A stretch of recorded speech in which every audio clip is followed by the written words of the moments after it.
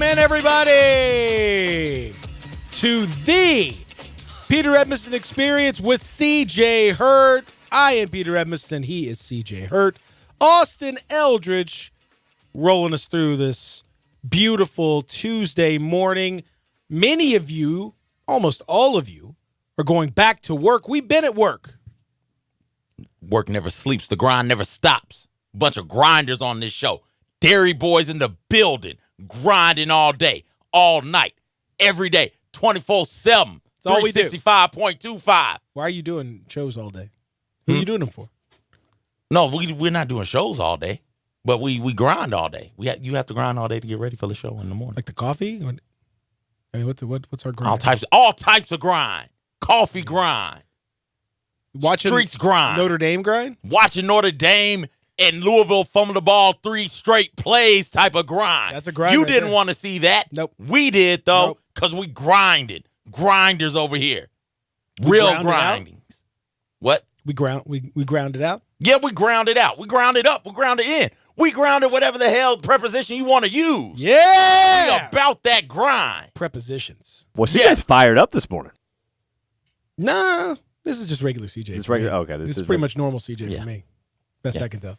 I called Peter up He's not middle of fired the up. night talking about grinding, man. And I didn't. I had my phone off, so didn't matter. I leave voicemails about grinding, Austin. He did. I'm going Left to a pitch lot. you on the Peter's text listening chain, to his- Austin. Peter's listening to his voicemail in the morning. It's like, yo, Peter, you been grinding? I was like, oh man, another voicemail from CJ about 2 a.m. Grinding. I was like, oh, Let's get it. I just delete them honestly. Like I don't even. Yeah.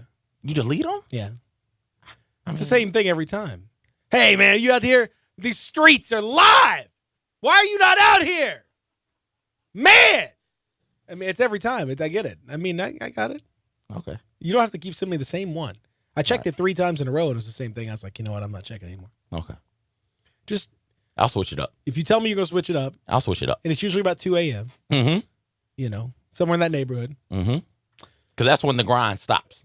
Well, I thought you said the grind never stops. Well, it stops from like 2 a.m. to 2:15. The grind takes a little pause. it takes a Okay. little pause. It's a pause in the grind. doesn't stop. It just Doesn't stop. does pause slightly. Just a a slight pause. Yeah, it's understandable. It's rolling out a stopwatch, Peter. This stuff don't ever stop. It pauses, though. It does pause. Extended pause. Yes. All right, so today, obviously, we're going to go. We'll get into a lot of college football again. For a lot of you that maybe did not hear all of the show or even some of the show yesterday, we'll get we'll delve back into a few of the topics that we talked about with regard to the crazy college football. I mean, just it was not a great weekend, even in terms of it was great to have college football back. Don't get me wrong, Oh, but it was not great from a quality standpoint for the most part. A few teams, notable exceptions like your LSUs and all that, but for even the teams that won didn't really look that crisp doing it. And obviously, you had some high-profile teams, Tennessee, that embarrassed themselves. So you know you got that, and that the embarrassment continued with the press conferences and all that stuff that we saw yesterday. A lot of the post game discussion, and I just it annoyed me. But anyway, we'll get to we'll get to all that coming up in just a little bit. Also, we are just now 3 days away from beginning the NFL season. yeah. You excited about that? Yeah. Really? Yeah. Are you just saying yeah, like Yeah. yeah? That's what I thought. Okay, maybe a little excited for real. No, I'm legit excited. Okay, I'm legit excited. I look forward to it's Bears Packers, if I'm not mistaken, Thursday night. Correct? you are not mistaken. Yeah, I'm looking forward to see what that Bears defense does and if Aaron Rodgers bounces back to be the Aaron Rodgers of old with a new coach, new scheme. Like I'm genuinely interested in that game. Okay, Also, your boy put $20 on the lines to win that division. So let's go. I need to see what those divisional foes look like. I hope you were prepared to lose that $20. so how much, I now, was. how much money have you lost in total here? I'm gonna lose $50 in total. So 50 was 20 on the Lions, 10 on Tennessee. 20 on lines to win the Super Bowl. What was the other 20? That Tennessee one got 20 off on to the a- Lions to win the division. So I got a Division you got- one and a Super Bowl. So you have $40 on the Lions? Yes, 40 on the Lions. Well, Give me 1,700 though. but you don't get the money unless the team does the thing that you bet on. Oh, is that how it works? Yeah. Yeah. I know. Oh. I know. That's the thing, man. Can I get a refund? The season hasn't started yet. You know, you can go ask them. Okay. They usually say no. Oh, it can't hurt to ask though. It can't hurt to ask. Sure. Okay. Yeah. I'll head back down there and give them a question or two. Be friendly and be like, I didn't realize I was betting on the Lions. The Lions. You guys should have stopped me. This is your fault. This is irresponsible on your fault. Yeah, your behalf. You guys messed up. Me. Yeah, you guys should have stopped me, or maybe signed some kind of a waiver or something before I bet This on the is Lions. gambling malpractice, is what this is. Should have been like one of those things where you're trying to cancel a membership somewhere and it asks you 15 times, are you sure? Are you sure? Are you sure you want to bet on the Lions? Are you sure? Are you positive? Are you really sure? Are you 100% sure you want to bet on the Lions? Hell, are you 60% sure you want to bet on the Lions? You got to be. We don't know. But see, that's how they build all that stuff. Mm-hmm. That's how they build. I'm glad to know my money is going to build that fine facility down there. Well, anyway, congratulations on helping them. No problem. No problem. Really, it's my dad. He cash out me the money. Oh, so your dad wins $1,700. No. I have to go pick it up. So if I pick it up, So I win the $1,700. so why didn't you just say, Dad, what's wrong with you? I say that every time. Every time I talk to him, I ask him that. Okay. Like, what's your deal, dude? Yeah. And He's a Tigers Nothing? fan and a Lions But fan. Matthew and a Stafford's Pistons going to fan. take him to the Super Bowl this year. Hey. well, listen, I wish him all the best in that. Mm-hmm. I don't have a lot of hope for that bet, but I wish him all the best.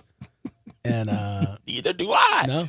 Neither do they. Neither That's do why they. it's $1,700 if you hit. That's Both of them. I think it's 12 for the Super Bowl. I was gonna say it can't be. You can't. 5 for The division. the division. Yeah. The division one's worth a little bit of a shot because sometimes division stuff is weird. They're definitely not winning the Super Bowl, no matter what happens. But they could theoretically, maybe the other teams experience all tragic injuries simultaneously. I mean that could definitely that's possible.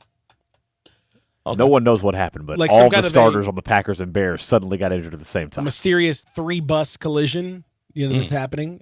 That could definitely be the case. So if that happens, you're right there in business. Yeah. That's what I'm banking on. Mm-hmm. If there is a mysterious bus accident, you are now the number one. Yeah, did you put money on that too? Just so you know.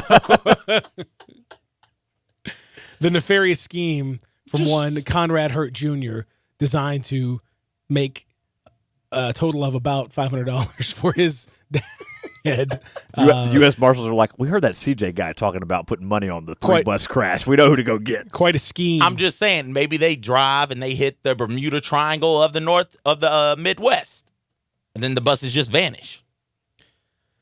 I mean, we've all heard about that great Midwest Bermuda Triangle. Yeah. Yes. No, it's absolutely. Now, this is like all this is crazy. It's all wild. It's all nuts. But for real, for a second, let me get real for you. Oh, This is not. I'm being serious. This is not screwing around. I am horrified by what we're seeing from this Dorian on Grand Bahama Island, where the Tigers were just in the Bahamas. Not 3 weeks ago. It is, man, getting just absolutely pummeled right now by Dorian. is it still getting pumped? Yes, it hasn't moved. God. It hasn't moved. Like Dorian is just sitting on the island with a category 4 at this point. Now it was category 5. I think it's gone down a little bit, but it's still crazy. Just sitting there, fueled by all the heat and hot, warm water around, and not moving. So it's been over. Can you imagine? It's bad enough to go through a hurricane, but to go through a hurricane that doesn't stop for a day, That's insane. like hurricane force winds, all that stuff for a day. These places go through it for 20 or 30 minutes, and it changes the entire landscape. I mean, God only knows what it looks like now. A day of all that rain coming down, all those waves crashing in, all of that flooding. You mentioned the winds and the hail. Like, that is, for a day, that is devastating. It's devastating right now. God knows what it's going to do. What the video damage footage is. I saw yesterday, I mean, the island looks like it's a massive lake. Yeah, there's almost no land left. It's just crazy. The sad part is a bunch of people stayed. I just hope that they're okay. So far, I think it was up to 5 as of yesterday. Well, it's going to be. I hate to say it, but it's going to be a lot more than that because there's just no way that it can't be. You're talking about that much. Yeah, all the flooding is huge. The amount of water is crazy. The storm surge, all that stuff is nuts. Then on top of that, you have 160 mile per hour winds, so that's blowing everything around and destroying buildings. I saw the Abaco Islands or whatever that we moved through there first before it went into where the Bahamas area where it is now, and it was just total devastation. I mean, so I a lot of these folks, and I know I've had friends that lived in hurricane areas and still do. And a lot of times the older folks, especially, their attitude was, you know what, usually it's not that big of a deal. Usually it goes around us. Usually it doesn't hit. I don't want to, do this. I don't want to leave my stuff. I don't want to. And a lot of times they don't want to evacuate, or they evacuate too late because you got to take this stuff seriously, man. Even if it just glides right by you.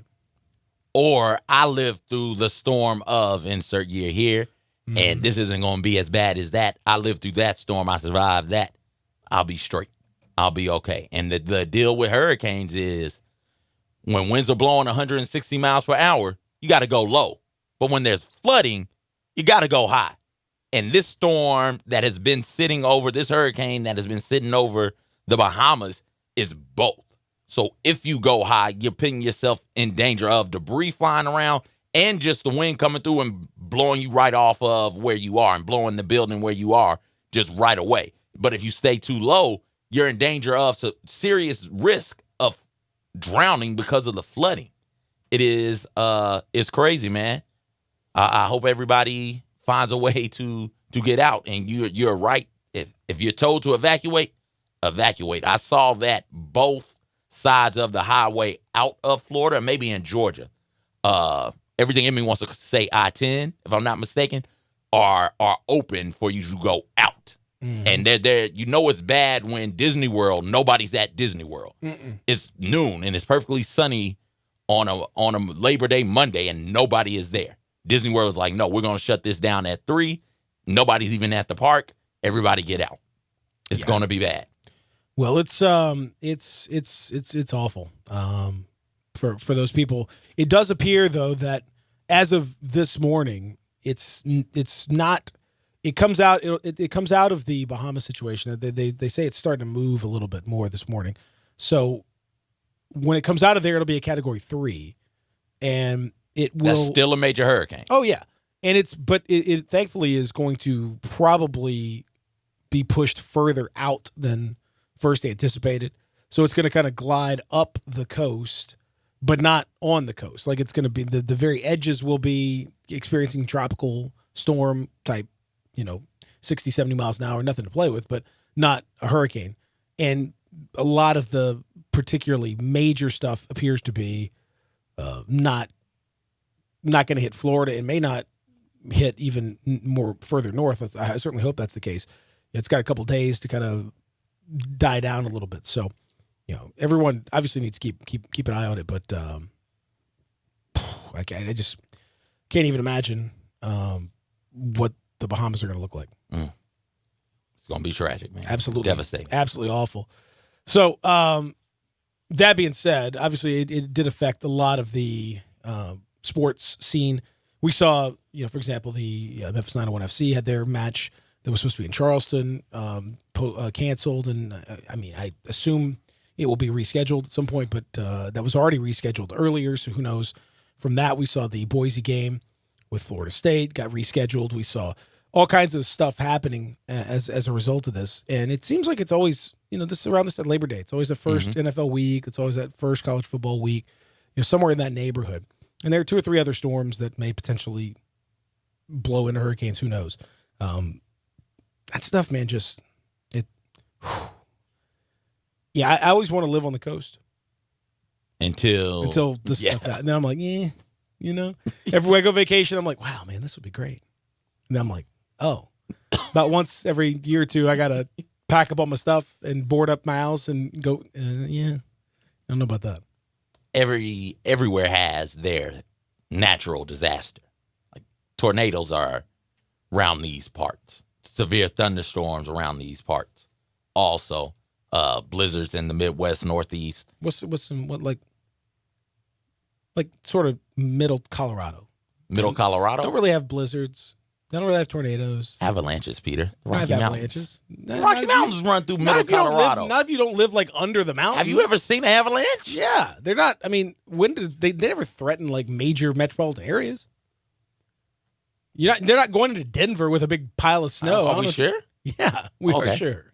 We're very sure about that. You didn't hear about the avalanche of 1817? Yeah, I didn't. Okay. Neither did you. No. So what? There's no natural disaster there. It seems nice. Well, we should all just pack up and move. I mean, to it seems like a a nice place. I don't know. Let's do it. They don't have tornadoes. Do they have drought? Hurricanes. Is that a part of the desert? We're not talking about drought. That's a natural disaster, Peter. I think of a natural disaster as like an act of God quickly in like a weather event, not like an ongoing problem. I mean, drought is an issue, but it's not like a natural disaster. I would say it's a problem, but that's not what we're talking. We were talking about like hurricanes and tornadoes and weather events, things like that. No, they get tornadoes and fires. Fires. And floods. I'm guessing everywhere gets floods at some point. I mean, that's where could you live that wouldn't get flooded? I mean, unless you're on top of a mountain or something. I mean, and you can't be on top of the mountain in Colorado because of avalanches. I think again, and you're not the places that get the fewest natural disasters. I think that's got to be up there, very high on the list. We are just tornado city, yes. USA. That's just we right smack dab in the middle of all of that. But no hurricanes. No avalanches, no mudslides, not a lot of fires to speak of. We're good. Everybody's got their cross to bear. That was my original point, Peter. Except for some people who have less than others. But we get hit hard by tornadoes, though. Yeah. I mean, that's the thing. We're right there in the middle where you're going to see 2 or 3 a year that are devastating. Other places don't have to do that. That's all I'm saying. All right. According to worldatlas.com. That's not a real site. Peter, I'm looking at it. 10 states safest from natural disasters. Number 10, Montana. Run them down. Number 9, 10. All right. New Hampshire. Okay. Number 8, New Hampshire. Maine. Number 7, Maryland. Okay. Number 6, Colorado. Hey. Yeah. Top 5. What do we got? I'll tell you after the break. Boom, baby! Oh, he's been waiting for it. Yeah. He's been waiting for that moment his whole life. Yeah. All right. I can't believe it. CJ's life has just been made. He might retire on that note. What? I mean, listen. You're speechless right now. I'm like all of our listeners right now. I can't wait. Who could it possibly be? What a tease this is. Yes. What's the tease again?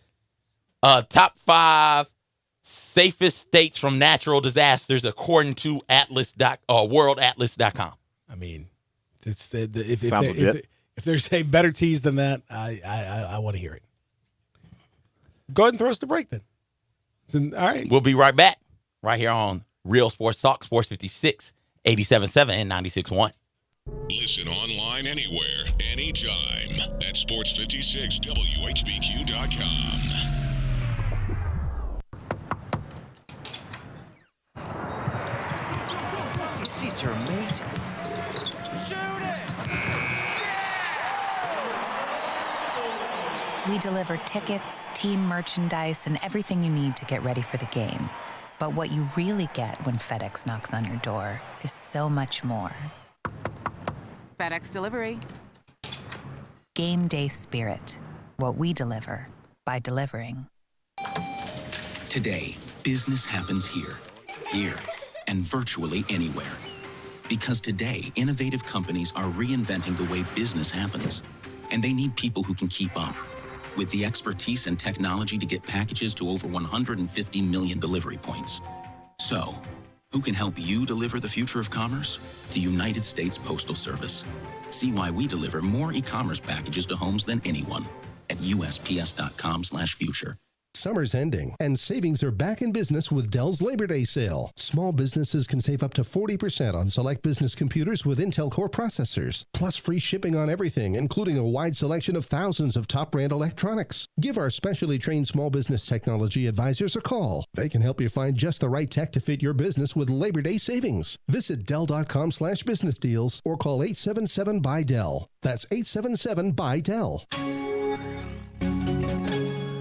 Tuesdays are the worst. They're all that stands between you and the downhill part of the week. But now they're a lot less worse, because Wing Tuesdays at B-Dubs are buy one, get one free traditional wings. So Monday, you may kick off the week. Wednesday, you may have a cool nickname. Thursday, you might be the almost weekend. But watch your back, because Tuesdays just officially became Wing Tuesdays. Buffalo Wild Wings. Roar! Buy one traditional wings order and get one of equal value free. Participation and promotional details vary by location. Check in with your favorite Buffalo Wild Wings to learn more about this offer.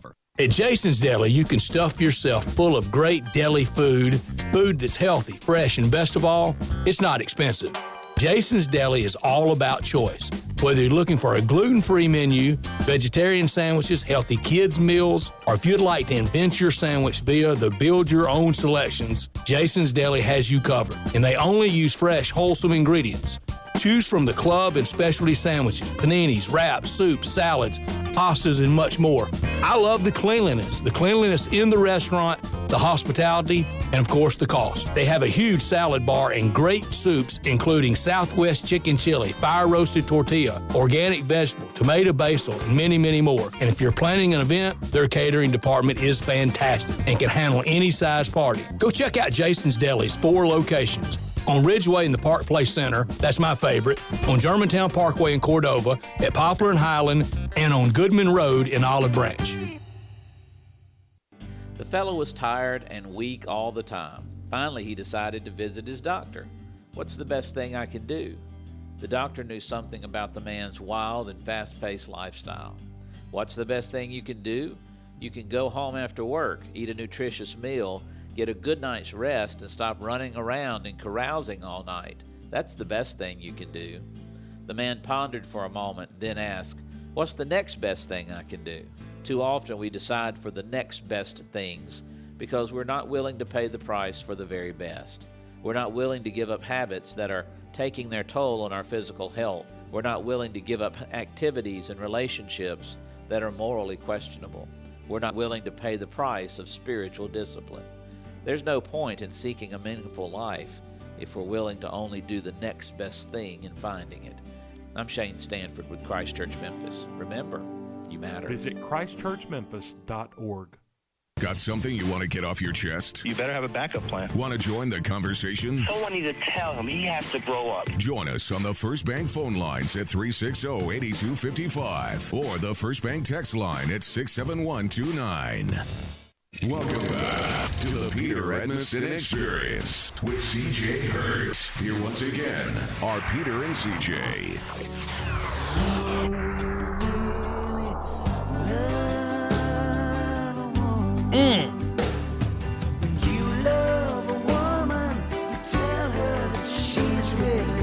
Soft Rock Tuesday.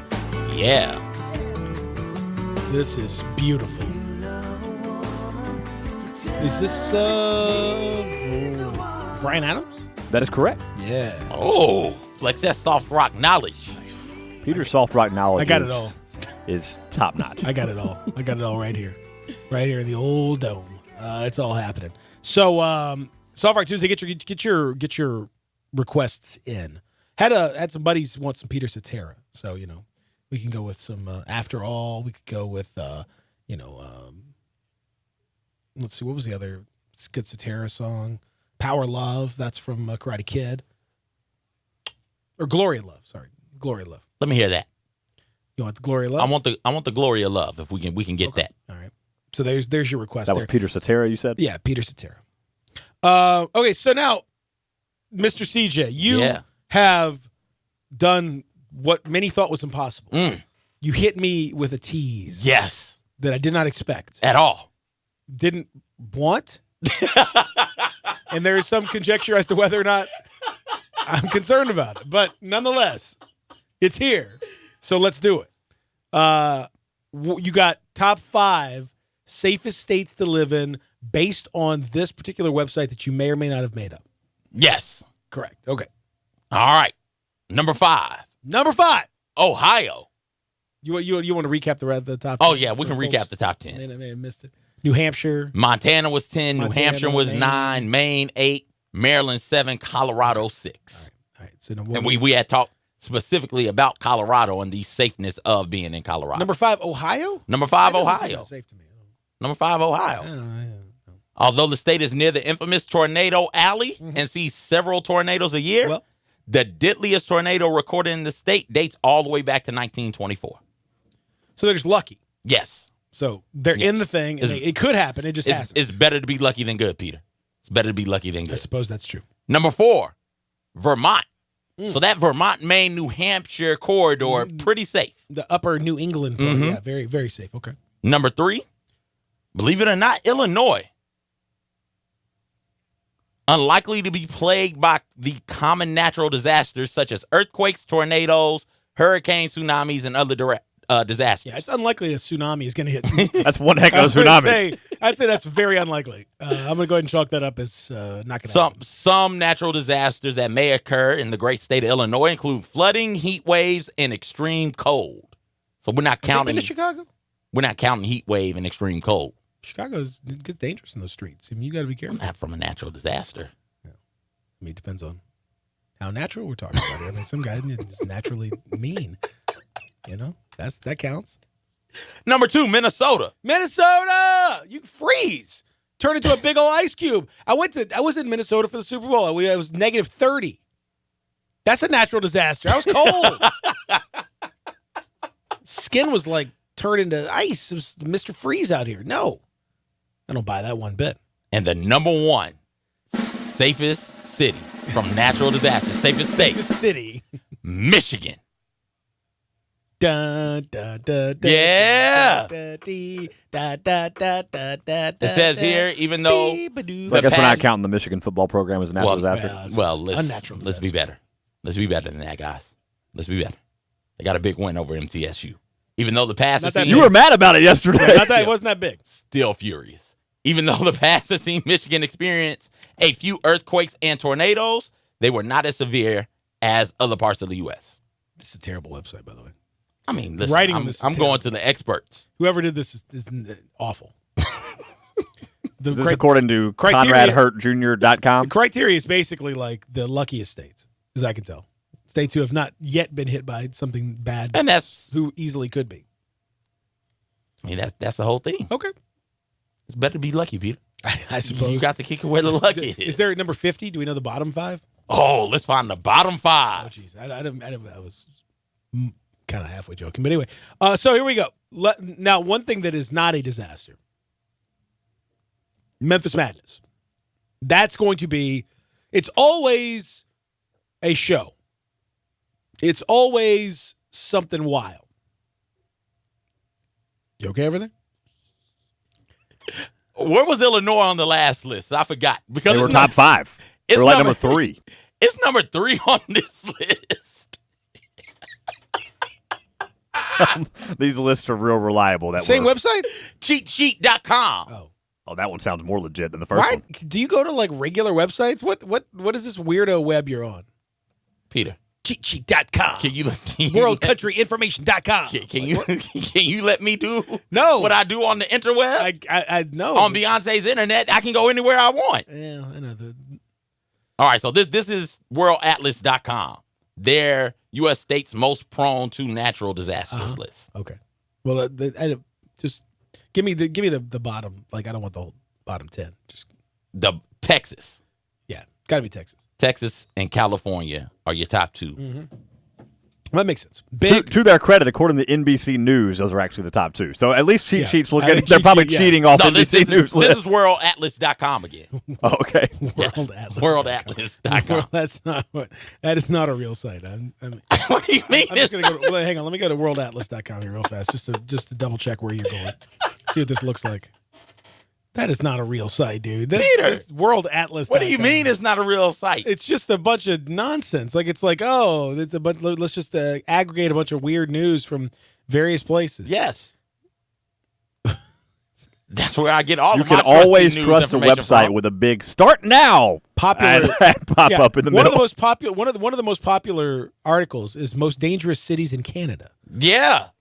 Canada is wild. Number 1, Regina. Who? Regina, Saskatchewan. Wham. In 2013, the city of Regina experienced 10 homicides. I shouldn't laugh about that, but that's not a lot of homicides. I mean, it's the most dangerous city in Canada, buddy. Look out. Anyway, so that's the kind of site you're going to. Is my point. I'm most saying. dangerous cities in Canada. We got to know about the Regina, man. Don't head to those mean streets of Regina. Yeah. Things get real ugly. Memphis Madness. Yes. 1 month from today, Yeah. October 3rd, 5 p.m. It all starts with a blue carpet experience on the FedEx Forum Plaza. Ooh. They put that blue carpet out. You walk the blue carpet, resplendent in your tuxedo or jean shorts or whatever it is you want to wear. Either way, you get to see all the former players and the current players maybe, and other stuff, other people, celebrities of note. Your CJs out there mingling. Fans, you can meet CJ out there at the blue carpet experience. Definitely can meet me. Probably. Possibly. It could happen. Maybe. Are you going to be walking the blue carpet? I might. Why wouldn't It's possible. You should. It's a surprise. Show up and find out. Sign some autographs. Do you sign your autograph with C and the J, or do you? I go full government. Let me see. Conrad. Put it up on the board. Let's see what your signature looks like. If someone gets a what? LOD? Conrad Hurt Jr. Is that your real signature? Yeah, that's my signature. That is the most. That's a terrible signature. That is a beautiful signature right there. That doesn't even. There's nothing about that signature. You can't. CONRAD. It looks again. It looks like LOD. L and then a fish symbol and then O and then or LO2. URTJR. This is why the youth in this country is in trouble. What you mean? People don't even sign stuff anymore. You don't have to sign. You're so used to signing the digital little pads or whatever. You know, it's. I can write in cursive, Peter. That's my signature. Okay, show me some cursive then. If you can, because I'm. No, oh no, is that a W? Oh geez.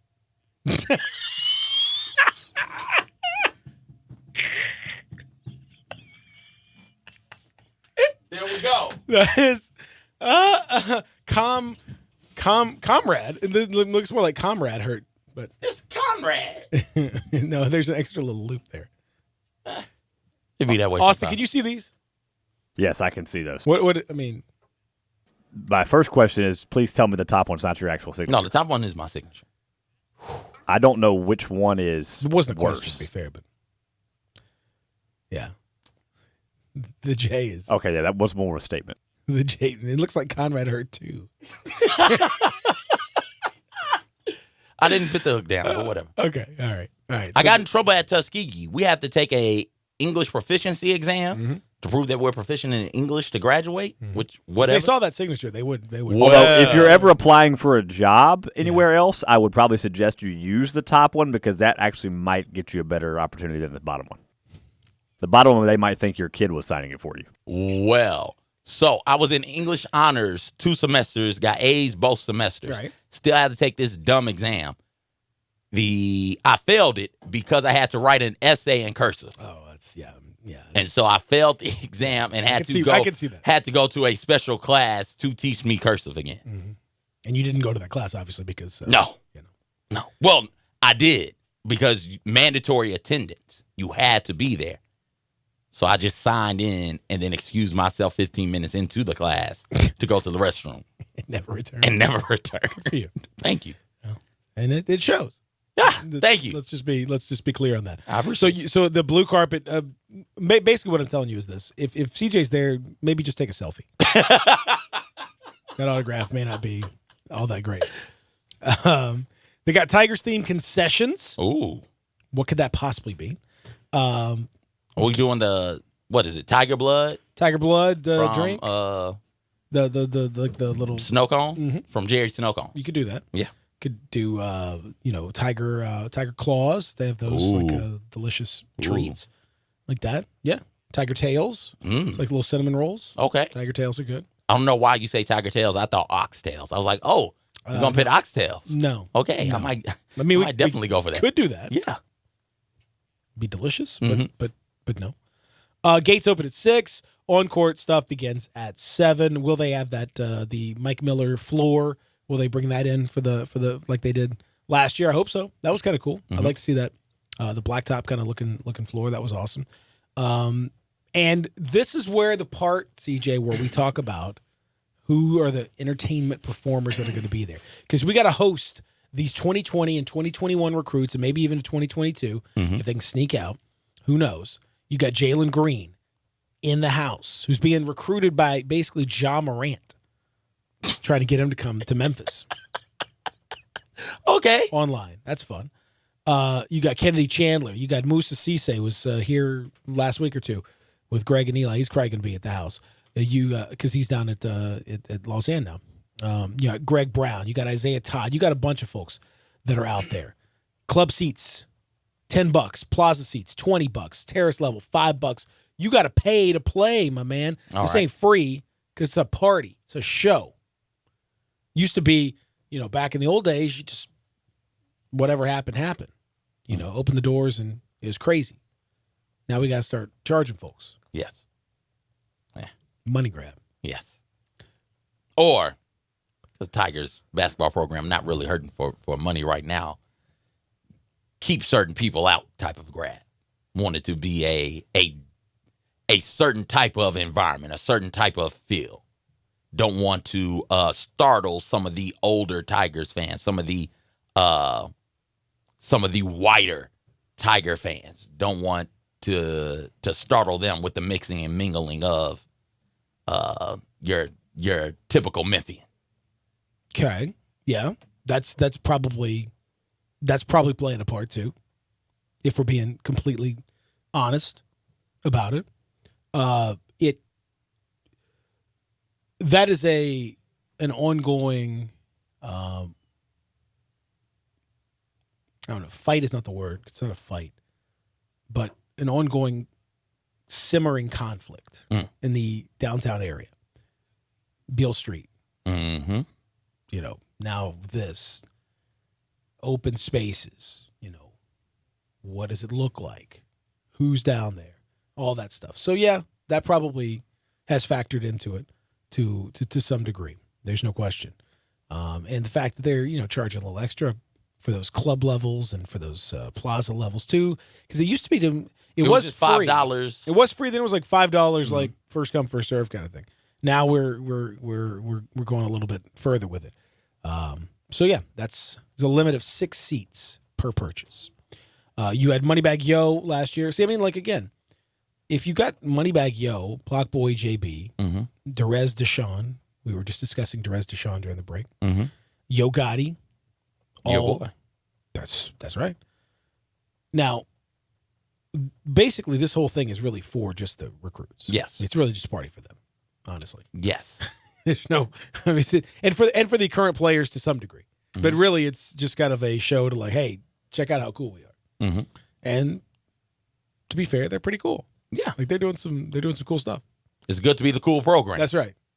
If you can't, we saw what the cool program was able to net Memphis this past recruiting cycle. Being the cool program helped net them the #1 recruiting class in the nation. Good quick reminder that what is cool to a 17-year-old is probably not cool to you. Well, yes, correct. And just I'm speaking to our general listener out there, and really to you, CJ. Yeah, because you're also correct on that. You're 14, 15 years older than they are, so you're not cool anymore, buddy. No, I was not cool anymore. That's assuming I was ever cool. I think at some point you may have been cool. Nah. Okay. Well, to whatever extent you were cool, you're not now. Let's take a break. Come back. The uncool CJ and the extremely cool Peter are with you here as we continue here. Real Sports Talk. Sports 56, 96.1, 87.7. It's true. Spend your lunch with Greg Gaston and Eli Savoy on Sports 56 middays, delivered by FedEx. Weekdays from 10 to 1 on Sports 56, 96.1, and 87.7. The folks at Homer Skelton Hyundai want to say thank you. Thank you, Memphis, for another spectacular year. They set records, but I can understand why. You think about the product.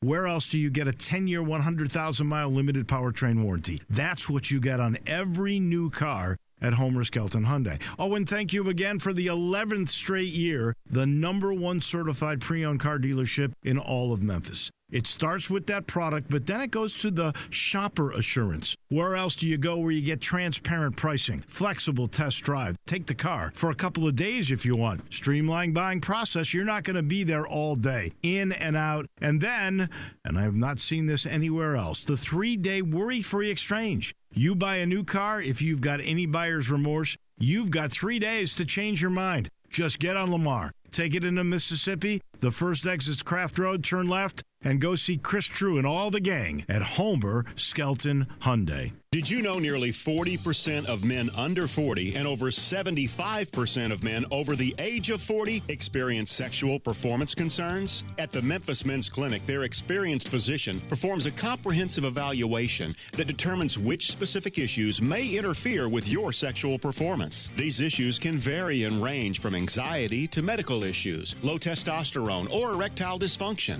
The Memphis Men's Clinic has evaluated hundreds of men of all ages over the years and reestablished a normal sexual life. The Memphis Men's Clinic will work aggressively to resolve issues and allow you to restore your sexual health and overall well-being. That's the Memphis way. If you're 20 years old or 90 years old, come and get cared for the Memphis way. Treatment that's based on your specific needs after a professional clinical evaluation by their experienced board-certified physician. Call the Memphis Men's Clinic today at 901-443-0475 or visit memphismensclinic.com. Tuesdays are the worst. They're all that stands between you and the downhill part of the week. But now they're a lot less worse, because Wing Tuesdays at B-Dubs are buy one, get one free traditional wings. So Monday, you may kick off the week. Wednesday, you may have a cool nickname. Thursday, you might be the almost weekend. But watch your back, because Tuesdays just officially became Wing Tuesdays. Buffalo Wild Wings. Roar! Buy one traditional wings order and get one of equal value free. Participation and promotional details vary by location. Check in with your favorite Buffalo Wild Wings to learn more about this offer. You love your pets, but you can't take them with you when you travel. So what do you do with Fido and Fluffy? Take them to Pet Suites. Pet Suites Memphis, Germantown, Collierville is now accepting reservations at their gorgeous new facility that accommodates dogs and cats of all ages. Complete with bone-shaped in-ground pools, indoor and outdoor play yards, expert care, and friendly staff. Book now and new customers get 25% off their first service. Pet Suites Memphis, Germantown, Collierville, 4520 South Forest Hill, Irene Road. Pet Suites, your pet's new favorite place. Football is here. You said that at the beginning of the last Central Barbecue ad. That's because it's important. Central Barbecue goes with a lot of things. Any season, any sport. But football has tailgating, and tailgating means having to feed a lot of people, and maybe you don't feel like you want to make barbecue for all those people. Maybe you know you can't make better barbecue than Central Barbecue. Exactly. Central Barbecue is here to make your life easier. Call ahead or order online and pick up all the food you need for a great day of tailgating. I believe it's called bulk ordering. It is called bulk ordering, and it's the future of tailgating. Central Barbecue, always just a little ahead of the curve. Quit coming up with great taglines. Welcome back to the Peter Edmiston Experience with CJ Hurt. Here once again are Peter and CJ. There we go. There we go. There we go. In the back, girl. Told you. Told you we were going to do it. All right. Welcome back. Thank you, Peter Cetera. Listen, right here. Here That's comes. almost like a soft power ballad. I mean, yeah. Power ballads. I mean, they came a lot. They came from that type of genre, you know. Just give it a little extra juice. There you go. So we mentioned Memphis Madness coming up. There's a lot of madness. Just forget about mad. Just mad. A lot of mad happening up in Knoxville. And Jeremy Pruitt had his press conference yesterday, and just not a lot of the concern here, CJ, is if it's not so much what he says, it's how he says it. Mm-hmm. And that's what's getting, because Tennessee got embarrassed. Like, I mean, it's hard to understand the scale of the embarrassment. That's a game that when you schedule a 2-10 team the year before from Sunbelt, team that's doesn't have any major, it's been only been around as a program in D1 for a decade. You expect not just a win, but a comfortable win. Mm-hmm. You expect an easy ride for your new offensive coordinator. You expect to blood in some new names. You expect just kind of an easy day at the office. And maybe they give you a little bit of a scare here and there, but ultimately you win that game pretty easily, and that's what's supposed to happen. Not only did that not happen, obviously, but they lost in embarrassing fashion. They didn't just lose. I mean, it wasn't a fluke. They got beat handily. Mm-hmm. So you would think after that your coach would be seething in the way that the fans were seething. Mm-hmm. But the funny thing is, if you watched any of the post game, or if you saw any of the stuff, even from yesterday, it doesn't appear as though there is that anger, that embarrassment, that rage, that just burning desire to make it better. That does not appear to be anywhere in existence. It does not appear to be. I mean, Jeremy Pruitt is talking like a guy who just went out there and lost like a kind of a garden variety SEC game. Like you lost to Mississippi State or something. Like, mm-hmm. We lost. No, I mean, this is a program defining bit of badness that you put out there. Mm-hmm. And it could be a career defining bit of badness for him. Mm-hmm. And it's like nothing. It's like there's very little. It just doesn't look like it even bothers him that much. And that's the. Can you imagine Nick Saban, his mentor? Nick Saban lost his mind on the sidelines for, in the middle of he's up 3 touchdowns because there's some miscommunications. I mean, he's breaking headsets. He's going crazy. I'm not saying you got to act like a maniac, but there's got to be some level of skin in the game. Do you care? Mm-hmm. And I don't think this dude. It doesn't appear, at least, that this guy's all that bothered by losing in embarrassing fashion at home to Georgia State. It's not an all or nothing proposition. It's not, hey, you got to be on the sideline turning red in the face like Chip Kelly. Is it Chip? No, Brian Kelly. Brian Kelly is the red in the face guy. Is it? You don't have to do that. You don't have to be yelling, screaming, cursing. It's not that. But you also don't have to be hawkish on the sideline where it's kind of, okay, I'm going to clap it up. I'm going to say a bunch of coach speak after suffering a very, very, arguably the worst loss in program history. It shouldn't be that either. You've got to show some emotion. And if you are Pruitt, you've got to understand, you should know, hey, this is Tennessee I'm at. They're not going to deal with me losing to Georgia State. They certainly aren't going to like me losing to Georgia State and hitting them with coach speak. This is a time for you to let some of that emotion, let some of that desire to show. All losses aren't the same. They aren't equal. Sure, it only counts once. But a loss to South Carolina, to your point, a run-of-the-mill SEC game, a loss there is not the same as a Georgia State loss for Tennessee. You've got to come out and at the very least talk with some emotion, with some emphaticism. Like be emphaticized. You've got to sit there and say, hey. Emphaticize is what I said. I stand by it. I said what I said. You got to speak like that. You can't just come out there like, hey, we lost. We got to clean some things up. We struggled at times. No, it can't be that. It's got to be, hey, we're going to get this fixed. We're going to right this ship. What we did was unacceptable. We won't have another loss like that again. Well, that was not the case in any of the discussions post-game, in any of the discussions yesterday. It's a lot of even keel. Hey, you know what? I believe in the guys in our locker room. I've said this all along. I really like this team. Just because I like them doesn't mean we are where we need to be. I like their work ethic. I like their want to. Again, no. All the guys that played on the offensive line at times played really well. At times? Against Georgia State? It's just... And then it's basically, well, hey, we're just going to look ourselves in the mirror and just get... You got... That's just not good enough. That's not good enough. If this is a program that is the size and tradition and history of Tennessee, if it still has any of that stuff at all, if it still has any of that left, you can't let this be the defining thing. Mm-hmm. And right now, that's exactly where it is. It is the defining moment. It's the defining deal. And he's not done anything to change that narrative whatsoever. Now, they're going to play Southern this week. I mean, they're going to play who? Southern. Tennessee? Mm-hmm.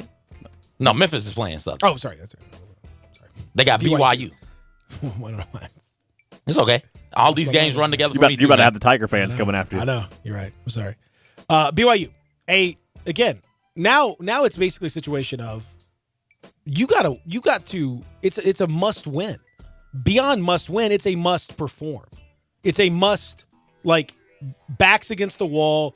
You have to not only win, but you have to show a great deal of pride and improvement in the win. Eking out like a little 3-point win, that's not, that's, I guess, improvement from last week. But this team, there's so many different things that they have to do at this point. And you got your own wide receivers on the team. Did you see this yesterday? I didn't. Is this a tweet? I've been trying to find it. They took it down by the time I snapped it. Yeah, Jordan Murphy, wide receiver for Tennessee, retweeted some joke about Georgia State and that dude who walks into the restaurant doing the pimp walk kind of thing. Mm-hmm. It says Georgia State walking into Tennessee's athletic department to collect that $950,000. And he retweets that. He says, "Man, y'all can't tell me this ain't funny." Come on, man. I saw that yesterday. I did not realize that was a Tennessee receiver. Yeah. Because hey, that is kind of funny. It's funny. It's definitely funny. But good Lord. Going to the BYU game, what are you doing? BYU is not necessarily an easy win either. I guess. Tennessee's somehow favored. I don't know how, but. Ole Miss is favored against Arkansas, so I don't know how. We'll see. It's unbelievable. All right, let's take a break. We'll come back. Hour number 2 on the way. Stick around. We'll talk a little more about that Memphis Ole Miss game. We'll talk about where the Tigers are at this point. We'll talk about where the Rebels are at this point in the reaction thus far as we continue here on The Experience. Peter and CJ with you. Real Sports Talk Sports 56 96.1 87.7. Looking for a great place to deposit your money? Try First Bank. Competitive CD rates, a money market that moves with Wall Street prime and interest-bearing checking account options. Not to mention their friendly bankers who make decisions locally. To find out more, stop by one of First Bank's 3 local branches. 6482 Poplar Avenue, just east of International Paper.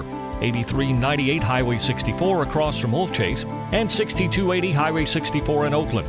Or visit firstbankonline.com. Member FDIC. Today, business happens here, and virtually anywhere. Because today, innovative companies are reinventing the way business happens. And they need people who can keep up. With the expertise and technology to get packages to over 150 million delivery points. So, who can help you deliver the future of commerce? The United States Postal Service. See why we deliver more e-commerce packages to homes than anyone at USPS.com/future. Tuesdays are the worst. They're all that stands between you and the downhill part of the week. But now they're a lot less worse, because Wing Tuesdays at B-Dubs are buy one, get one free traditional wings. So Monday, you may kick off the week. Wednesday, you may have a cool nickname. Thursday, you might be the almost weekend. But watch your back, because Tuesdays just officially became Wing Tuesdays. Buffalo Wild Wings. Roar! Buy one traditional wings order and get one of equal value free. Participation and promotional details vary by location. Check in with your favorite Buffalo Wild Wings to learn more about this offer. Family Leisure is celebrating the end of summer with the appropriately titled End of Summer Liquidation Sale. You can get pools for as low as $19.99, patio furniture starting at $12.99, and swim spas, they begin at $99.99. Don't forget to ask about fast installation because there's still enough summer left to enjoy these deals during the End of Summer Liquidation Sale happening now at Family Leisure. Family Leisure, Whitten Road and I-40, where family and fun come together. If you're an outdoorsman and love all things hunting and fishing, be sure to listen to Sports 56 Saturday mornings at 6 a.m. for Outdoors Today. Brought to you by the Gun Store, 6920 Winchester in Memphis. Outdoors Today is a one-hour show hosted by veteran Mark Tobin and a group of respected outdoor-loving guests. Outdoors Today is dedicated to bringing outdoorsmen tips and techniques and tactics to help with your hunting and fishing in all seasons. Saturday mornings at 6 on Real Sports Talk, Sports 56, 87.7 and 96.1 FM.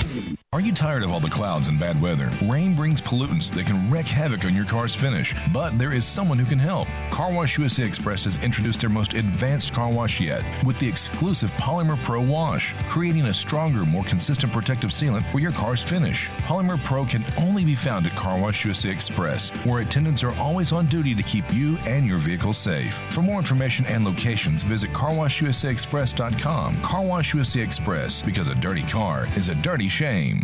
We are Sports 56 WHBQ Memphis, WIVG-FM Tunica Memphis, and WPG-FLP Memphis, Flynn Broadcasting Stations. Welcome back to the Peter Edmiston Experience with CJ Hurt. Here once again are Peter and CJ. Going crazy, wherever you go, whatever you do, I will.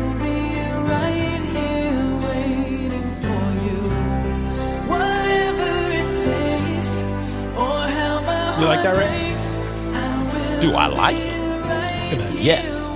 Just smooth jams. Hour number 2 is here. On a soft rock Tuesday. Yeah. I'm Peter, he's CJ, that's Austin. Welcome back on it's Tuesday. It's gonna feel like Monday, in a rough Monday for a lot of you. Because we had Labor Day. A lot of you had the day off. We didn't, but a lot of you did. And so you were hanging out and having fun and doing your thing and grilling out. I grilled out. Nice. You went and got the grill. I got my grill. Okay. I said, I'm done with this. Been too long. So I sold my grill and I had to I'm just getting it. Baller. Got it. Hooked it up. Mm-hmm. We're you ready. got it and put it together. Hooked it up. And grilled. Yeah. That is impressive. Just done. Let's do it. Let's get it. It was good. And it was delicious. You bring me a plate? Yeah, it's at my house. It's right there. Now I got to come wait to your house to get this food? Yeah. It's worth it, though. Okay, text me your address. All right, I will. Okay. It's 123 Fake Lane. Can't miss. Yeah. If you hit BS Drive, you go too far. Don't go too far. If you hit World Atlas Drive. That's right. World Atlas will give you the map on that. Okay. If you want. See World Atlas. Maps.worldatlas.com. You can't miss it. We've been talking about college football, of course, as you would expect, especially the lack of fire shown by Tennessee and by Coach Jeremy Pruitt, who I put a lot of this on. I just think I told you yesterday when we talked about this, the stink of failure is on him already. And once that stink hits you, it's hard for that stink to come off. I remember Ed Orgeron, early in his time in Ole Miss, the stink of that was on him early. And it never left. And you had to like, you could just kind of just tell, like, like this is not going to work. There's always those coaches when they're hired and you're a little bit dubious to begin with, and then once that little negative, whatever that negative thing happens, once it happens, and that stink of failure, and that stink of, oh, this guy sucks. Once that's on you, it doesn't come off easily. You know, you saw Will Muschamp's got that on him now. He got the skunk sprayed him this weekend. Maybe there was some hope going into the season. Maybe once that gets on you, I mean, you're going to keep. It's not like they're going to fire you. You're going to keep coaching. You know, he's not going to get fired today. No, but that stink, it follows you, and then it follows you into the off season when it's like, well, you know, we don't normally get rid of a coach this early, but man, is this guy? Is he even gonna like? It's those are the questions that start when stuff like this happens. Larry Porter had that very early on. Memphis fans were like, Tubby had some of that. Again, there's a cloud of negativity that once it hits you as a coach, it's very hard to get rid of it. It's very hard to move on from it. No matter what you do, you have to really excel. You have to really go above and beyond in order to make that happen. And so Jeremy Pruitt is facing that now. He got sprayed with that skunk, that stink all over him now. Now the question is, you know, is there any way to get it off short of beating like a Georgia or Alabama or something crazy? And it hurts you. It's a situation that hurts you also with recruiting. So not just fan perception, not just the perception of your superiors, but then from a recruiting standpoint, as a top level recruit, it is, do I even want to go there? Can this guy get me good enough to compete in the SEC? Can he get me good enough to get to the NFL?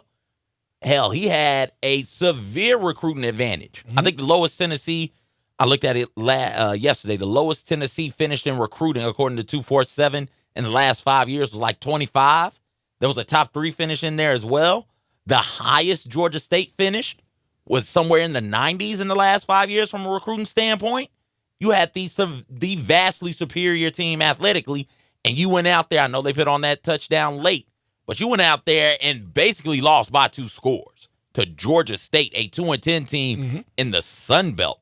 This is one of those things that like you said, the stink begins a snowball effect where national perception of you changes, the perception from fans changes, the perception from the administrators in your program changes, and then you struggle with your players. It changes with them and with recruiting. So you're not even able to bring in top tier talent anymore. And then you go out there that third season or that next season, and with lesser players, you're expected to do greater things to try and keep your job, and it just implodes on you. You've got Steve Spurrier piling on. Did you see the comments yesterday? Yeah. God bless Steve Spurrier. He is the petty I aspire to be. I mean, however old he is at this point, not actively coaching college anymore. Well, he could. I mean, he coached the AAF. He's the reigning AAF. Threw shots at Tennessee then. Yeah, threw shots at Tennessee then, and talked about beating a team in Tennessee. He's got the Memphis. He's got that football in his office. That final football from the AAF season with the score and everything. It says AAF champions. Nice. Which I guess, if anyone's the champions, got a stun on them. They are. He said, well, they thoroughly beat Tennessee. Wasn't a fluke. There weren't any fluky plays. They're 26-point underdogs. Is that right? Rocky Top might be rocking bottom for a week or two until they win one, I guess. Steve Spurrier came to. I mean, that's as much as I hate Steve Spurrier. That's classic. Steve Spurrier came to NBA when I was in the 8th grade. Father-son dinner. Ingle Martin was the quarterback. He was recruiting Ingle Martin, Gatorade. Pretty sure Ingle was the Gatorade player of the year that year. How'd that work out? Coaching changes, man. Yeah. Ingle should have transferred. Yep. Had it been set up like it is right now, Ingle would have transferred to a FBS school, a Power 5 school, and been able to play immediately. Probably would have gone to Oklahoma and won a championship. Probably won a Heisman at least at Oklahoma. To start his speech, he said, we aspire to be the best team in Florida every single year. You got Florida State down there, they're pretty good. You got Miami down there, they're pretty good. I can't figure it out, but for some damn reason, we always ended up being the best team in Tennessee. It's just like Steve. It's just in Nashville. That's what he with does. All those Vols fans sitting there. That's what he does. Just takes the shot right off. He can't help it. Quickly, texter. Our buddy Fish. Text says, if CJ had to sign in for cursive class, how did he pass? Wasn't that the problem to begin with? Fish. Good point. That is a good question. It was this one. Mm-hmm. Yeah. It was that one. Yeah. Yeah, it took me a couple minutes to sign that bottom one. So that I could get out the extra hump. I showed you, if you look, I showed you my cursive, which is frankly surprisingly good, considering I haven't written in cursive in 30 years. It's been. See, I can teach you penmanship if you want. I don't. No, I can do it. I'm be good, Peter. There's no doubt in my mind that you can. It'll really improve your life. There's no more English proficiency exams. I've taken all the English proficiency exams. Maybe we need to give one. There's no more third grade class with Mr. Kennedy, man. Maybe we need to give one. Like it doesn't matter to me anymore. So I wake up this morning and I look online, and as I do from time to time, and I'm trying to figure out, like, I don't necessarily always look at the trends. You know what I mean? Like I see Notre Dame, Louisville, and all that stuff. Okay, yeah, Notre Dame wins. It was kind of not a great first half, a little better second half. Notre Dame certainly didn't impress anyone with that performance. It's not one that's going to go down the record books. Louisville, I think, actually a little better than you might have thought. 35-17. That game was like right at the number. A lot of those this weekend too. Mm-hmm. So Vegas, congratulations to you guys. That was right on. It was 18.5, 18, something like that. So it was right there.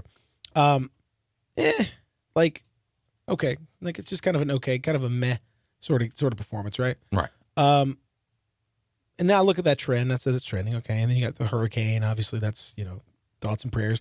It's misspelled for the Memphis Trends, which is unfortunate. They spell it Hurricane Do Rain instead of Hurricane Dorian. Okay. So I don't really like that. That actually makes me angry. As I've told you. A lot of people making you angry today. Misspellings make me angry. But then I see Tony Allen, and I'm like, well, why is Tony Allen trending? Oh. Go ahead. So, I'm trying to figure this out, because I'm like, well, if I just see a random ex-Grizzly trending, or what are we talking about here? It's not. Is it? A lot of times it's not good news. I'm like, what happened? Like, I'm worried about the guy. Okay. Well, I'm not. First of all, he's fine. So he's right out of the good gate, to go. He's good to go. All right. Healthy. He didn't die, so that's good. Didn't do anything bad that could get him in trouble. Good. No, all right. No problem. Nothing came out from his past. Right, we exactly. straight. Okay. We're good. But then I look, and the reason why is because of something that SportsCenter did. Do I have this right? Yeah. They put a thing out that says Kobe has the ball. You need to stop for your life. Which defender are you taking? And they have 10 different defenders on here. None of whom is Tony Allen. Now, if you may recall, Kobe has been asked on a number of occasions who the most difficult defender he had to deal with was. And his answer was Tony Allen. Correct. You would think that within these 10 defenders, one of them would be Tony Allen. Kobe has the ball. You need to stop for your life. Who are you taking? Scottie Pippen, Michael Jordan, Gary Payton, Dwayne Wade, Ben Wallace, Kawhi Leonard, Dennis Rodman, Draymond Green, LeBron James, Kevin Garnett. Okay. Again, 10 dudes. Not one of them is Tony Allen. Okay, so this is slight. Is it? Sure. Okay. All right. What when you see, how do you feel about this? I feel a vast void in my soul about this. How so? There's a nothingness, a strong nothingness that I feel from these types of posts from insert Twitter account here. It's a lot like, give me your top 50 rappers of all time. I feel nothing with those. Hey, you've got $15 to spend. Build your ultimate team. Here are your tiers. Here's your $1 tier, your $2 tier, your $3 tier, your $4 tier, your $5 tier. Build your team. I do it in my mental mind, but I don't feel, oh my gosh, this guy's only $3? They messed that up. Like I don't feel that. There's nothing there for me. They gave me 10 dudes. Like, okay. 10, I'm going to just guess Hall of Famers. Draymond Green being the one with the slightest of slight questions about. They gave me 10 Hall of Famers to pick from. Some current, some future. Whatever. Give me Gary Payton. Like, No. Who cares? Don't give me any of these, first of all. I mean, there's some good defenders, but don't, no. And why did we settle on Kobe? Okay, so now we're getting down to it. Number one, okay, look, obviously, like, this is a great example of Memphis being Memphis. This is a wonderful example. A just like no reason to even worry about it one way or the other. No reason to even get concerned. Like, who cares? Like, Memphis is not directly involved in this. But the fact that Tony wasn't, Memphis, once Memphis has your back, Memphis always has your back. Mm-hmm. Once you are a favored son or daughter of Memphis, you will always be. And so now, Tony, any slander like this isn't even really slander. Slander. It's just not being mentioned. It's stupid. Now, I will say it's very stupid. When a player tells you, when he's asked, hey, who's your toughest defender? And he says, oh, it's Tony Allen. That guy was crazy. And you say, great. Hey, intern, let's put together this top 10 defenders list. Who would you have? And you don't include that guy. You're really being stupid. I mean, you're showing that these things are not put together with a lot of thought. No, surprise. I thought we all knew that. Well, we don't. But see, this is the thing. We don't even care to think about that. We just want to get really mad about stuff, and this is a good thing to get mad about. So obviously this was foolishness. Like, this person made a mistake or an oversight or whatever you want to call it. Like, and they've let them know in the comments, and it's fun. My question is also, why do we care about Kobe? Why do we keep talking this Kobe? This cult of Kobe has got to stop. Cult of Kobe, I like it. This has got to stop. Kobe was a fine player, a Hall of Famer, tremendous. He is not the be-all, end-all of athletic achievement. He's not the be-all, end-all of competitive achievement. His work ethic is not so special that it demands books and scrutiny, the likes of which we haven't seen before. Mm-hmm. But he's got all that. The Mamba mentality. No, who? What? Mm-hmm. I don't get it. I don't know why we have decided. He wasn't even the best player of his generation. I don't know why we decided to fixate on him right now. Because him in it's the off branding. season. I don't get it. My man literally made up a brand. That's the power of being in L.A. No, you got to go all the way. My man made up a brand as a result of the negative consequence of a situation here we go. that he got himself into that was extremely devastating. And had it happened 10 or 15 years later than it did, he would have been in a far worse situation. It happened, that situation at the resort in Colorado, where, and if you listen to what he says, he more or less admits to some pretty nasty stuff. Mm-hmm. And has already apologized and all that stuff, right?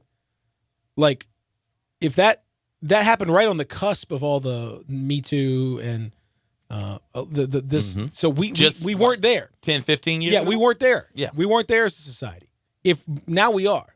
If this thing happened then, Kobe would be, looked at, maybe not Cosby type situation, but Ray Rice situation. it would have been, yeah. He would have been in a. What, a is the NBA pariah. going to let him play? Like, like Adrian Peterson, Yeah. there's, but he literally created this out of whole cloth as a way to turn the corner from what was a heinous and at a horrifying situation of his own making. And we celebrate that as if it's like, and we joke about it. And like, he's got like kids shows and stuff. And he's got these little, it's crazy to me. And there's this cult of Kobe. Like, do we not remember what happened? I'm not saying one thing has to define you for the rest of your life, but it also shouldn't just be sort of glided past like it didn't happen. You shouldn't be if time, especially something like that. If time's up, if Me Too movement is taking over the Oscars, and you're banning people, you're not inviting people who've had something like that in their past, You can't have Kobe Bryant up on stage accepting an award, giving an acceptance speech. If James Franco he's now can't, an artist. if James Franco can't go there, if James Franco can't show up to an Oscars award show because of things he's done regarding sexual assault and rape, you can't have Kobe Bryant there either. Peter, it's amazing what changing your number and winning the championship can do for you. But that's the thing, is like all this came about as a result of that. Mm-hmm. I don't get it. So like that's why this doubly just hits me in a strange way. Number one, obviously you in Memphis, and nobody does chip on your shoulder, perceive slights quite like we do. Mm-hmm. And I say that with, I mean it's a good thing and a bad thing. Like I'm proud of it. I think there's a tremendous amount of loyalty. I think it also leads us down some blind paths, like we saw with my man who criticized or didn't even criticize, like, who said like something that might have been slightly critical of Memphis with regard to the golf tournament. And we just lambasted him, just put him out there just to be flogged. Like, come on, dude. Like, this wasn't that big of a deal. And you knew it was going to be a big deal. You knew it was going to be a good tournament. The same you kind could tell it was going to be a really good tournament coming into the FedEx St. Jude Invitational, the World Golf Championship. Yeah. You knew it was. There was no need to respond to that. Just like there's no need to respond to this asinine thing. There's not. Tony Allen's not on the list. Kobe Bryant said Tony Allen was the toughest. There's nothing else to say. There's no need to say anything after that. It's just like, okay, all right, let's roll with it. Let's do it. We're all mad. Let's just get mad. What do you say? No. But anyway, so like that's the part that frustrates me, is I don't we have put Kobe on this pedestal. No, not around here. No. Unbelievable. And the other thing now is going to be, this is the guy that you look at the players of his generation. I mean, Tim Duncan is better right out of the gate. Do we talk about Tim Duncan like this? No. Did Tim Duncan work hard? Yeah. Did Tim Duncan win championships? Yes. Why is he not work like Tim Duncan? Is this something that everybody wants to say? Doesn't everybody say they want this type of guy? Mm-hmm. The guy that's like quiet, just shows up for work, puts their head down. That's what they say. All that stuff. That's what they say. Yeah, that's what they say, right? That's what they say. And who doesn't promote himself? That's what they say. Yes. And then this guy he just stays loyal does to one team. Yeah, doesn't take advantage of them. Doesn't take it, and gets well paid for it, obviously. But like, just kind of does his thing and just minds his own business and is coached and no drama. Mm-hmm. Won titles with different types of teams around him. Yeah, that's what we want, right? That's what they say. And they got this guy is the perfect embodiment of it. And Kobe was better. Never, not in a million years. No. I don't. Drives me crazy. You got to be cool. Kobe is cooler than Tim Duncan. I mean, Tim Duncan's not cool. No, and he's many things. That is he's not cool. Issue. He's the exact opposite. Yes, of cool. You got to be cool and quiet and a good teammate and a champion, and you got to break all the records. All right, let's take a break. We'll come back and continue here on The Experience. Got a score update for you, as a matter of fact. We'll do that when we return. What's the score? What's the sport? I don't know. Guess we'll find out, won't we? Real Sports Talk, Sports 56, 96.1 and 87.7. Take Sports 56 with you on your phone or tablet. Download our official Sports 56 app today. If you've always thought, hey, I'd look pretty good in Lexus, well, guess what? Lexus thinks so, too. Lexus is offering you the Golden Opportunity Sales Event. Great offers on all 2019 models and special lease options. Drive in luxury and confidence, knowing that every new Lexus comes with complimentary first and second maintenance services. Stop by Lexus of Memphis, 2600 Ridgeway, and put yourself in the driver's seat of an all-new 2019 flagship LS500. Hey, you look pretty good there. Lexus Golden Opportunity Sales Event at Lexus of Memphis. Experience amazing. Duncan Williams Investment Bankers presents Brett Young live at the Garden, Saturday, September 14th at the beautiful Memphis Botanic Garden. One night, Brett Young, all the hits, with opening act Riley Green. Tickets on sale now at Ticketmaster.com. For more information, visit liveatthegarden.com. Doors open at 6:30. Show starts at 8:30. Also presented by FedEx, True Green, Infinity of Memphis, Regions Bank, Radians, Pro Show, Mahaffey Tent, and PDR. Brett Young live at the Garden, Saturday, September 14th. You love your pets, but you can't take them with you when you travel. So what do you do with Fido and Fluffy? Take them to Pet Suites. Pet Suites Memphis, Germantown, Collierville is now accepting reservations at their gorgeous new facility that accommodates dogs and cats of all ages. Complete with bone-shaped in-ground pools, indoor and outdoor play yards, expert care, and friendly staff. Book now and new customers get 25% off their first service. Pet Suites Memphis, Germantown, Collierville, 4520 South Forest Hill, Irene Road. Pet Suites, your pet's new favorite place.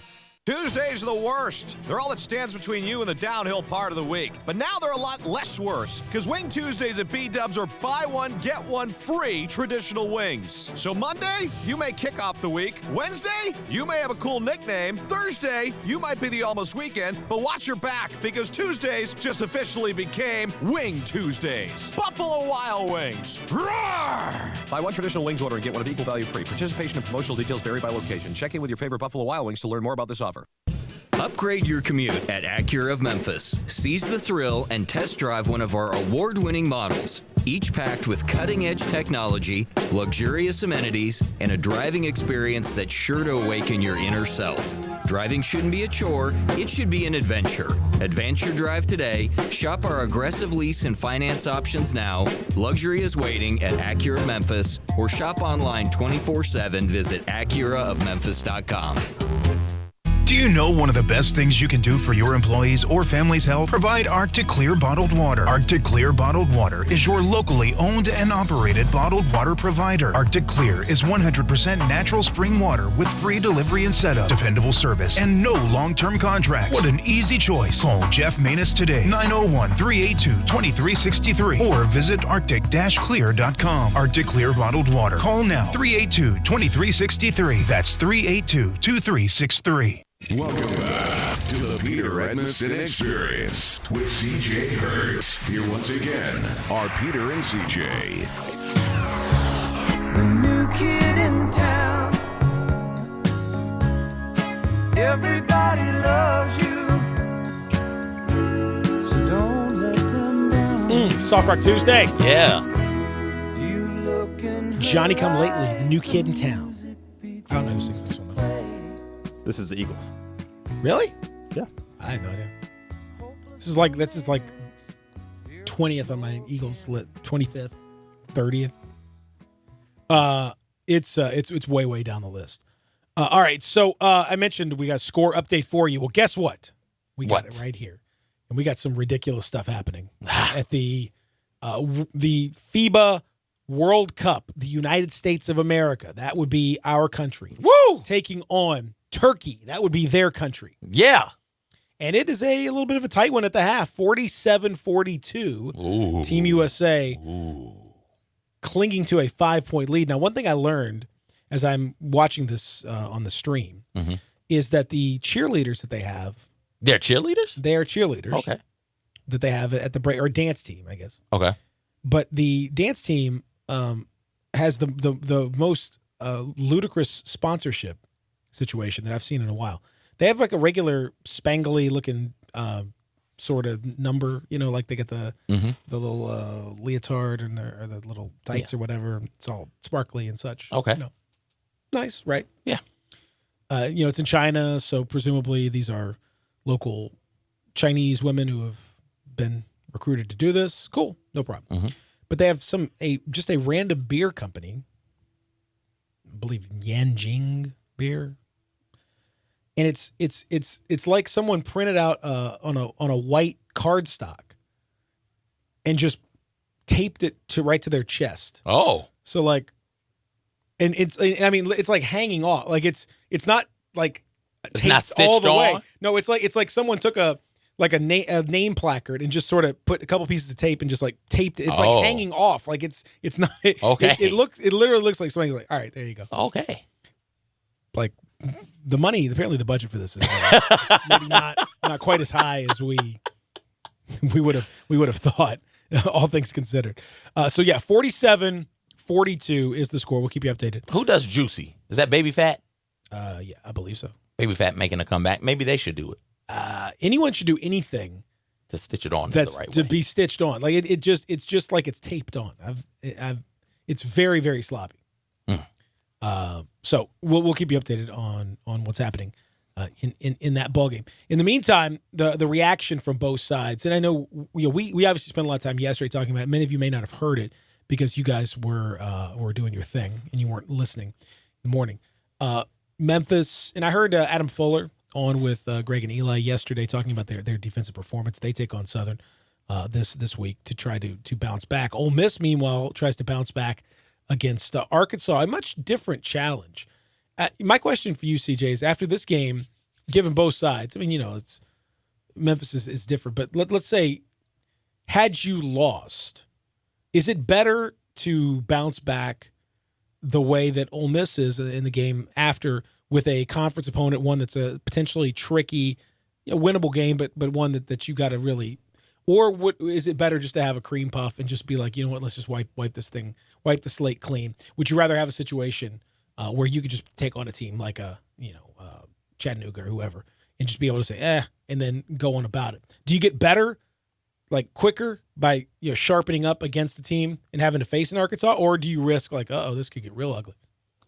It's better to play the cream puff from a perception standpoint because that is what matters. That perception, making sure that the longer you can stave off that stink, as you call it, the longer you can stave off the perception that you aren't going to be good this year, the better off it is for you.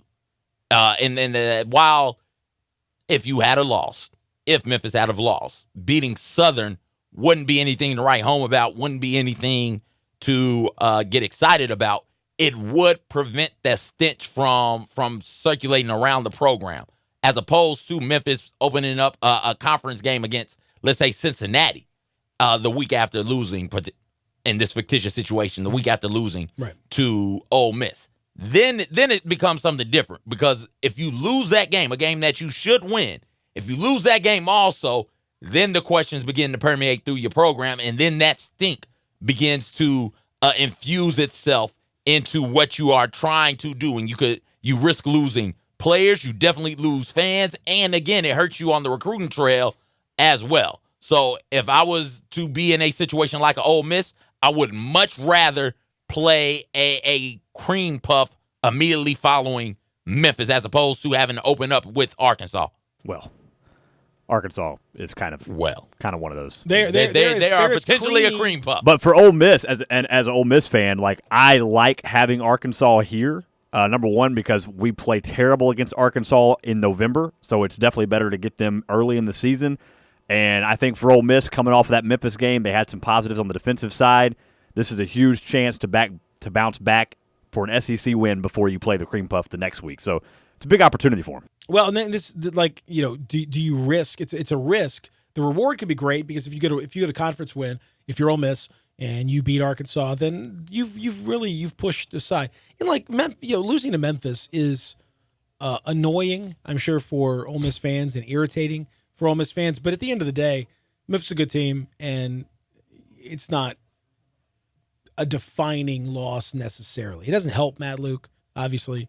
It's not great for Matt Luke, particularly the way that the team played. The lack of offensive firepower, the lack of execution on that side of the ball. Defense was better, but they got outplayed for the most part. That was a deserved loss. It's a deserved loss. Mm-hmm. It wasn't like it was a fluky thing. So there's a little more pressure on. But if they beat Arkansas at home, which they're favored to do, then that kind of that helps you out. You're okay. You're back to maybe not par, but you're close to it. It's like you double bogeyed the first hole. Now you can maybe get a birdie on that second hole, and you're close to where you were to start with. Like Tennessee's deal is like not you don't there's no you got like a 15 on the first hole. Like you can't save the round at that point. You lost like 4 balls. You scream at your playing partner. Yeah. You got to basically run eagle every hole. Is there a swan? You got to swan that thing. Well, you have an albatross. Okay, you got to albatross it. That's double eagle. Okay, you got double eagle. Yeah, I don't know what a hole in one on a par 5. I don't know what you call that. You basically got to do that. Yes. Whatever that is. Yes. For the rest of the hole. You got to. It's for the rest of the round. It's the But pressure. using your analogy, Tennessee has a couple of 5 pars out there. They go out, they beat Florida, they beat Georgia. How old are you? 5 par. That's a par old man term. Par 5, whatever. Par. 5 par, par 5, however you want to do it. You got Florida, got Georgia, got Alabama, all top 10 teams. Yeah. You win all of those games. Hey, the Stink Monster is gone. But you can't win those games losing to Georgia State. That doesn't bring us a lot of confidence that you'll be able to compete in those games. No, there's no question about that. Now, the other question, apart from obviously we know Tennessee. Apart from Tennessee, whose fans are the most disappointed? Florida State. SECs? Oh, SEC. Okay. And the SEC, whose fans? Ooh. Because as much as Ole Miss losing to Memphis is irritating, whatever, but South Carolina losing to North Carolina that's a worse loss. Arkansas, even though they got the win. Missouri, going to Wyoming, that's again you're losing. Yeah, I don't know. I see. You're telling me. I think in a win, no matter what happens, you still won. You still won. Okay. There's no win that's bad enough to eclipse a loss. There's just you just can't do it. I mean, you couldn't possibly be that disappointed. Well, then I would say South Carolina. Then, although barely beating Portland State, that is as close as you can get to winning a game, but it's still feeling like a loss, especially given the way that Arkansas played. But it will be South Carolina. There was so much hope around this program following that. Pretty sure they got 10 wins when they beat Michigan in the Outback Bowl, if I'm not mistaken. So much hype around them. Mm-hmm. Will Muschamp is about to take this program to levels that Steve Spurrier got it, and just the following year was not very good. And then you start this season, and the stink is beginning to come in from the ocean on this South Carolina program, and you look up, and you've got what some would say like an easy win against a rival in North Carolina. That's the other thing. South Carolina lost to a rival to open the season, a bad rival, a rival that was 2-10 the year before and going through major changes from a coaching staff standpoint with a coach who hadn't coached a game, since the early 2010s, right around that. So you lost that game and you lost your quarterback. You got to start a freshman quarterback now. It's South Carolina. South Carolina is the program that is the most disappointed outside of Tennessee in the SEC right now. So where then do you rank Will Muschamp from a job security standpoint? I'm not a Will Muschamp guy.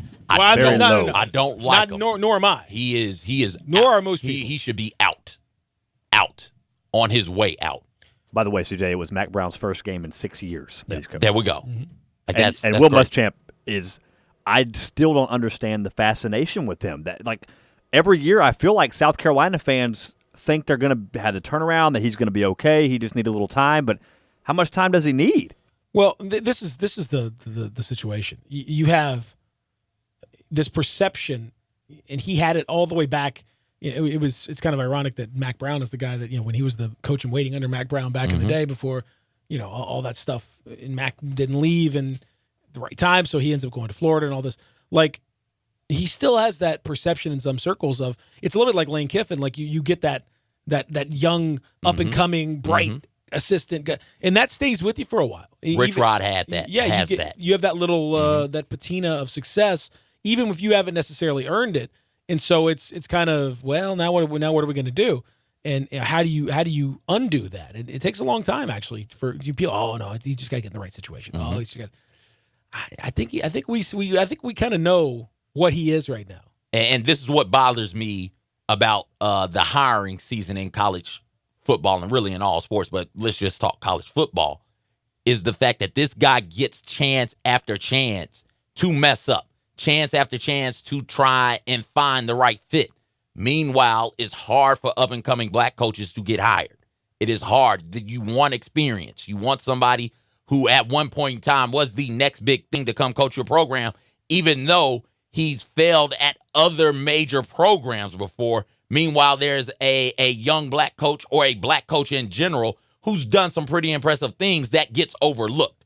It's a cycle that is hard to break if you don't sit there and talk about these coaches, the Will Muschamps of the world, for what they are. He had a job at Florida and failed miserably there. He's at South Carolina, another program in the SEC, and he's gone 6-7, 9-4, 7-6 his 3 seasons there. That's not really good, especially when you see what Steve Spurrier was able to do at South Carolina.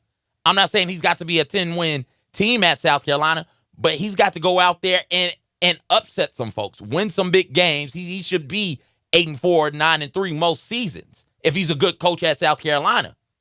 And I don't think he is. And so he'll get fired, and what'll end up happening, he'll bounce to a different Power 5 school because he's got experience. And what does that experience mean if it's not good? See, I think this might be, his situation like eventually Rich Rod, he ran out of chances. I mean, eventually now, but he's still got a good gig. Yes. But it's not a head coaching gig. Muschamp could get a defensive coordinator gig, tomorrow. And from that, which might be where he's better suited, honestly. I mean, he theoretically good defensive coordinator. But from that coordinator job, he could go to a major Power 5 program and be defensive coordinator. That buzz will be around him, much like it was at the start of the season for Rich Rodriguez.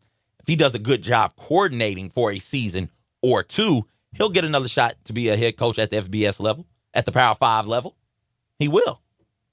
And that prevents that newness from coming into the coaching ranks.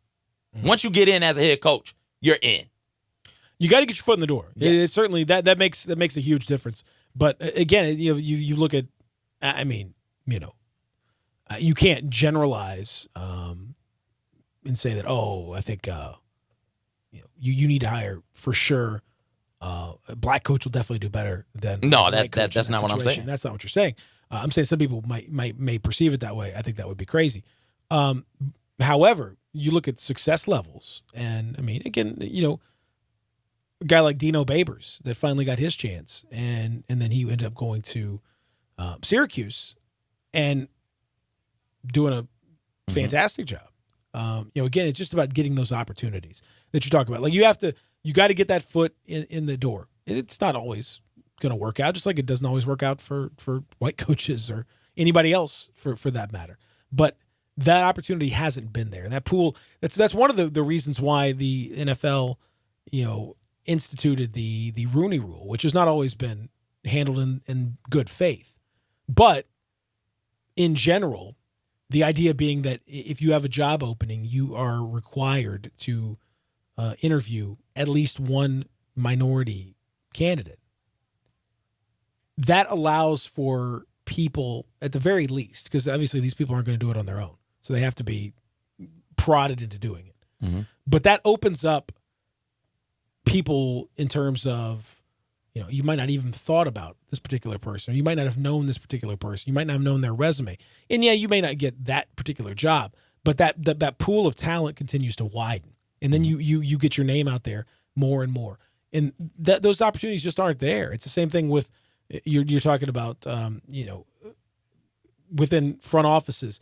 It's a discussion we had within the NBA ranks. Like, why are there not more minority members of front offices? There's plenty of minority coaches in the NBA. There's plenty of minority assistant coaches. Obviously, there's plenty of black players in particular. And the league is 70-75% black. But if you look at front offices and you look at ownership, where are those faces? Mm-hmm. Not so much. It's because where are those opportunities? Where have they had their opportunity to put their face in front of somebody in an interview setting? And now you're finally seeing teams start to actually go through programs and try to create that. And I think as a result of that, 10 years down the line, I think it'll be a totally different environment as a result of that. They finally understand the need to create good candidates and a good candidate base for that whole situation. Let's take a break. We'll come back and continue here and get you an update USA Turkey is in the second half. We'll discuss that when we continue here. Real Sports Talk Sports 56. 87.7 and 96.1. Sports 56 now has 2 FM homes. You can now find Real Sports Talk on 96.1 as well as 87.7 on your FM dial. You'll see the dedication in every single step. You'll see it in the smiles when smiles are hard to get.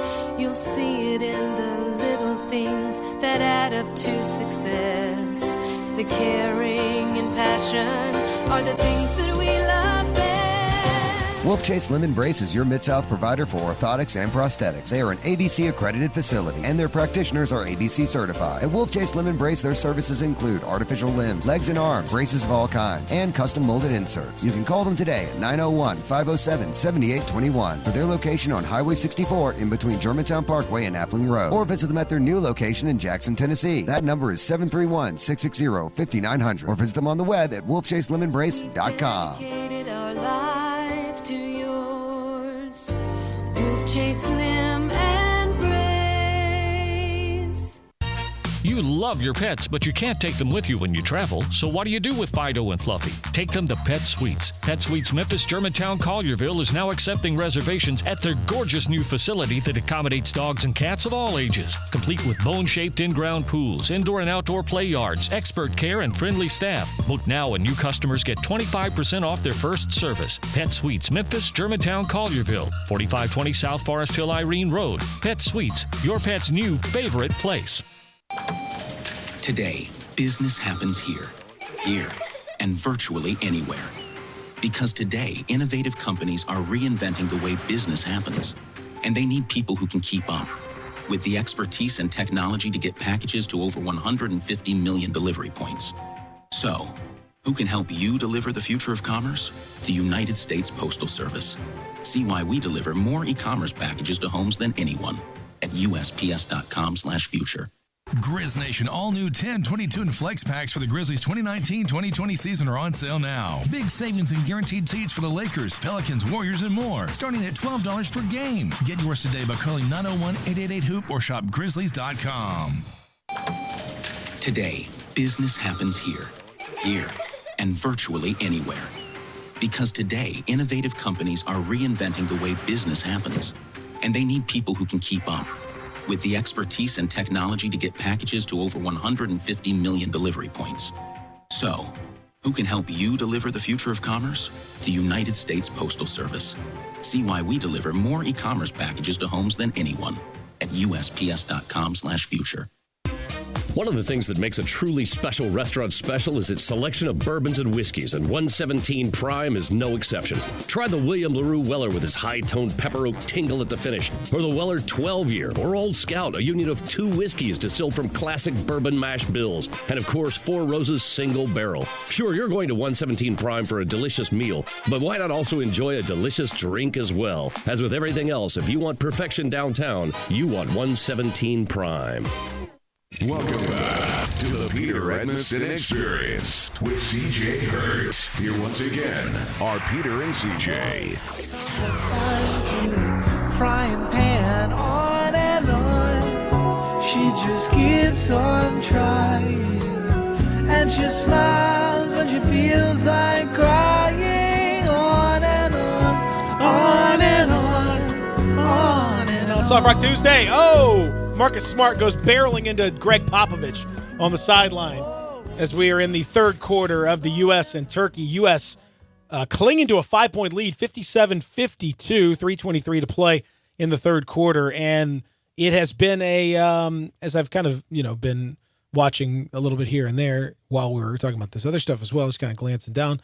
From what I could tell, Turkey running a little 2-3 zone that the U.S. is struggling to get good shots out of. We did see a three-pointer. That's, they just made one. Turkey had a chance to take the lead earlier on. Has missed 2 chances. Had 2 opportunities to actually take the lead off a transition. And again, like needing a little bit of a push. Who checks into the game? But Derek White. There we go. Joe Harris. There we go. This is not your father's USA team. Why does Team USA always need shooting? Why is that always the thing that the international teams decide, you know what we're going to do? We're going to make them shoot from 3. Well, you know what? It's a good plan. It's based on this evidence. Again, look at the team though. You got a lot of guys on this team can shoot, but like, would you call them shooters? Like Harrison Barnes, he can make a 3. Yes. Would I call him a shooter? No. Joe Harris is definitely a shooter. Yeah. That is his whole role, and he is out there right now. So let's just see, what he can do. Got to shoot. Marcus Smart, not a shooter. No. Kimba can make him, not a shooter. Wouldn't say that he's a shooter. We get a lot of, I don't know, like specialist stuff. We don't do a lot of. Mm-hmm. We don't do specialist stuff. Oh my goodness, Turkish player with absolutely beautiful fadeaway over Brooke Lopez. My goodness. Come on, Brooke. Play better D, man. Seti Osman plays for the Cavs. A beautiful shot. So yeah, they're running this little junk 2-3 zone, and it is causing problems. Again, not getting good shots. And the other thing, the spacing on this is different, CJ, because that FIBA line is a little bit closer. So when you spot up right outside the 3-point line, that closeout on the 2-3 is a little bit. It's about a step-ish or half a step closer. Which with longer players, and Turkey's got plenty of size and length, you can get out there and you can cover it. So they are finding difficulty. One of the other things that's interesting watching this game too is seeing the difference in Greg Popovich, international Greg Popovich versus regular Greg Popovich. There's different versions. He seems to me like more upbeat and positive international Greg Popovich. Like, I mean, he's not happy about it, but he's a little more clappy and a little more like, let's go. Maybe because they're not like his team players. I don't know. It's a little bit different. It's weird seeing Steve Kerr as an assistant coach, but Jay Wright and this. It's a power. I mean, what a power packed squad this is. Yeah, of coaching. Now the one thing that is true, Pop does look pretty schlubby. He's just got the t-shirt, got the polo shirt, just kind of on, untucked, just sort of just hanging. Just hanging kicking around. It. I like that. Just doing his thing. Whenever I see Pop in settings like this, it makes me more convinced that he wears makeup to coach like his actual NBA games because he always looks so much worse for some. Like he just didn't care when he got up. I think it's because he's refreshed at this point. Maybe he just looks stressed from the NBA. He's had the summer. He's had the summer to kind of do his thing, and I think it's the NBA season is a grind. It is such a grind. The guy is, he's 71. I mean, again, think about all the travel and all the, constantly the meetings and the the stresses and other, it's crazy. And, he's a guy a lot of guys are retired from their not nearly as stressful jobs, not nearly as much travel. And my man's on a plane all the time. He's grabbing now this opportunity. He's flying over to, Australia to China and going, He's a different kind of cat. I mean, he's wired differently. And this version of Greg Popovich might be the public Greg Popovich. You know how? Well, I don't know if you know, but I'm assuming you know. I'm assuming everybody knows. Parents are one way at home, but in public it is the soft, sweet voice that they hit you with. Like that might be why he is more pleasant, internationally speaking. It's not going well for Joe Harris. Oh, come on, Joe! I just want to tell you. Seti Osman with a block shot, and then now Turkey hits a 3 to tie the game. Oh! So it's 59-all with under 2 minutes to play in the third. Got to bring Jalen back in. Is Jalen on the court? You know who else was there? Jay Will is at this game. Is he playing? Jason Williams is at this game. So can they can't bring him off the proverbial bench, I guess? They cannot, the proverbial bench or the actual bench. He's not on the actual bench.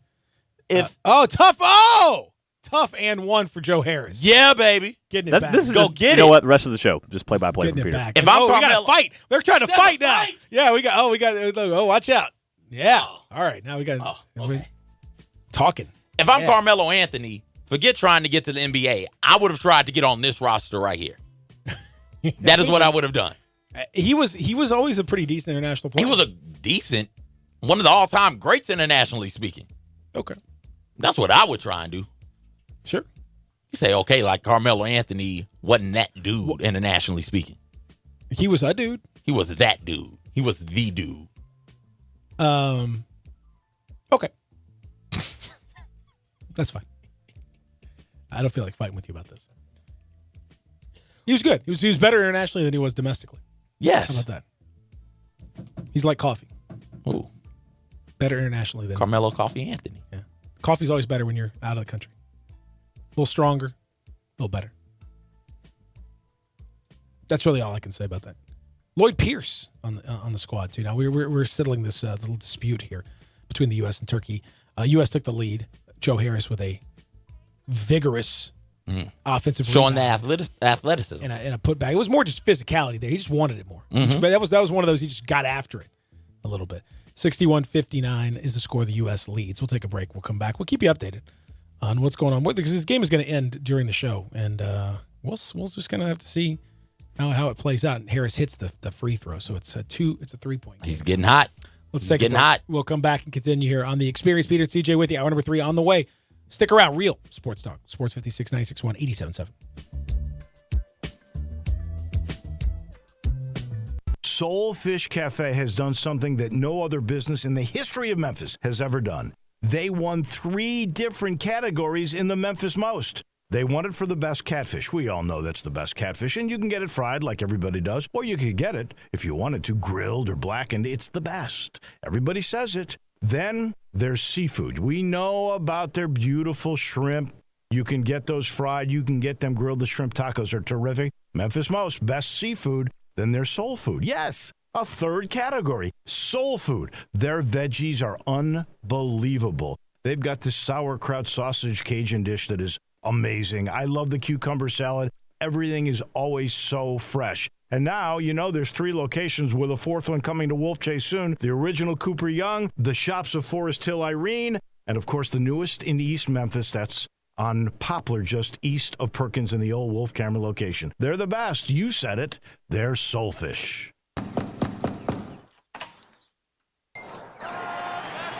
Bases loaded here at the top of the 9th. And the pitch. And it's out of here. We deliver baseball caps, mitts, and everything you need to get ready for the game. But what you really get when FedEx knocks on your door is so much more. FedEx Delivery. Game day spirit. What we deliver by delivering. The folks at Homer Skelton Hyundai want to say thank you. Thank you, Memphis, for another spectacular year. They set records, but I can understand why. You think about the product. Where else do you get a 10-year, 100,000-mile limited powertrain warranty? That's what you get on every new car at Homer Skelton Hyundai. Oh, and thank you again for the 11th straight year, the #1 certified pre-owned car dealership in all of Memphis. It starts with that product, but then it goes to the shopper assurance. Where else do you go where you get transparent pricing, flexible test drive, take the car for a couple of days if you want, streamlined buying process? You're not going to be there all day, in and out. And then, and I have not seen this anywhere else, the 3-day worry-free exchange. You buy a new car, if you've got any buyer's remorse, you've got 3 days to change your mind. Just get on Lamar, take it into Mississippi, the first exit's Craft Road, turn left, and go see Chris True and all the gang at Homer Skelton Hyundai. First Bank is here to help you, whether you're a business looking for a loan to expand or refinance an existing one, a homeowner looking for a mortgage or home equity line, a consumer wanting to finance your dream car, or wanting a competitive rate on your CD deposits. Let First Bank try to handle your banking needs. Stop into one of First Bank's 3 local branches today. 6482 Poplar Avenue, just east of International Paper, 8398 Highway 64 across from Wolf Chase, and 6280 Highway 64 in Oakland. Or check them out online at firstbankonline.com. Member FDIC, Equal Housing Lender. We are Real Sports Talk. Sports 56, 96.1, and 87.7. Available on your radio dial at 560 AM, 96.1, and 87.7 FM, as well as online around the world at sports56whbq.com. Take us with you everywhere on your phone or tablet by downloading the Sports 56 app. And at home, tell Alexa or Google to play Sports 56. If it's happening in the world of sports, we've got it covered. Wherever you are, stay tuned to Real Sports Talk. Sports 56, 96.1, and 87.7. The 2019 Ford F-150 is... Wait, what's the word? How would you describe something that has a body made out of high-strength, military-grade aluminum alloy? Something with best-in-class torque and payload that can tow up to 13,200 pounds. And something with the smarts to know that even after being able to do all of that, you can always use a little help from available Pro Trailer Backup Assist. Oh, that's right. I remember the word. It's tough. The 2019 Ford F-150. Built Ford tough. Max towing is achieved on F-150 XL Super Crew, 6.5-foot box, 3.5-liter EcoBoost 4x2 and Max Trailer Tow Package. Max payload is achieved on F-150 XL Regular Cab, 8-foot box, 5-liter 4x2 and heavy-duty payload package. Class is full-size pickups under 8,500 pounds GVWR. Max towing varies based on cargo, vehicle configuration, accessories, and number of passengers. Max payload varies based on accessories and vehicle configuration. See label on door jamb for carrying capacity of a specific vehicle. Towing and payload are independent attributes and may not be achieved simultaneously. We are Sports 56 WHBQ Memphis, WIVG FM Tunica Memphis, and WPGFLP Memphis, Flynn Broadcasting Stations.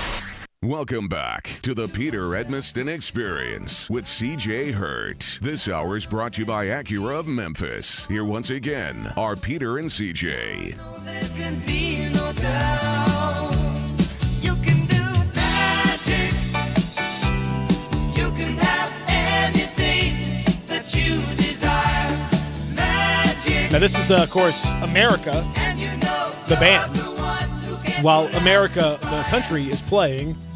I thought America was a country. Yeah. It depends on who you talk to. Okay.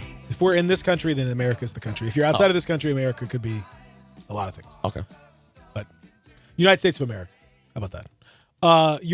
Team USA, after 3, up 65-61 on Turkey. Kemba Walker hitting a buzzer beater from about 35 feet. Is that what CJ was yelling about over there? To give the United States Let's go, Kemba. that 4-point lead. But it is... This is your team, Kemba. Take over. It is take over. It's a little dicey.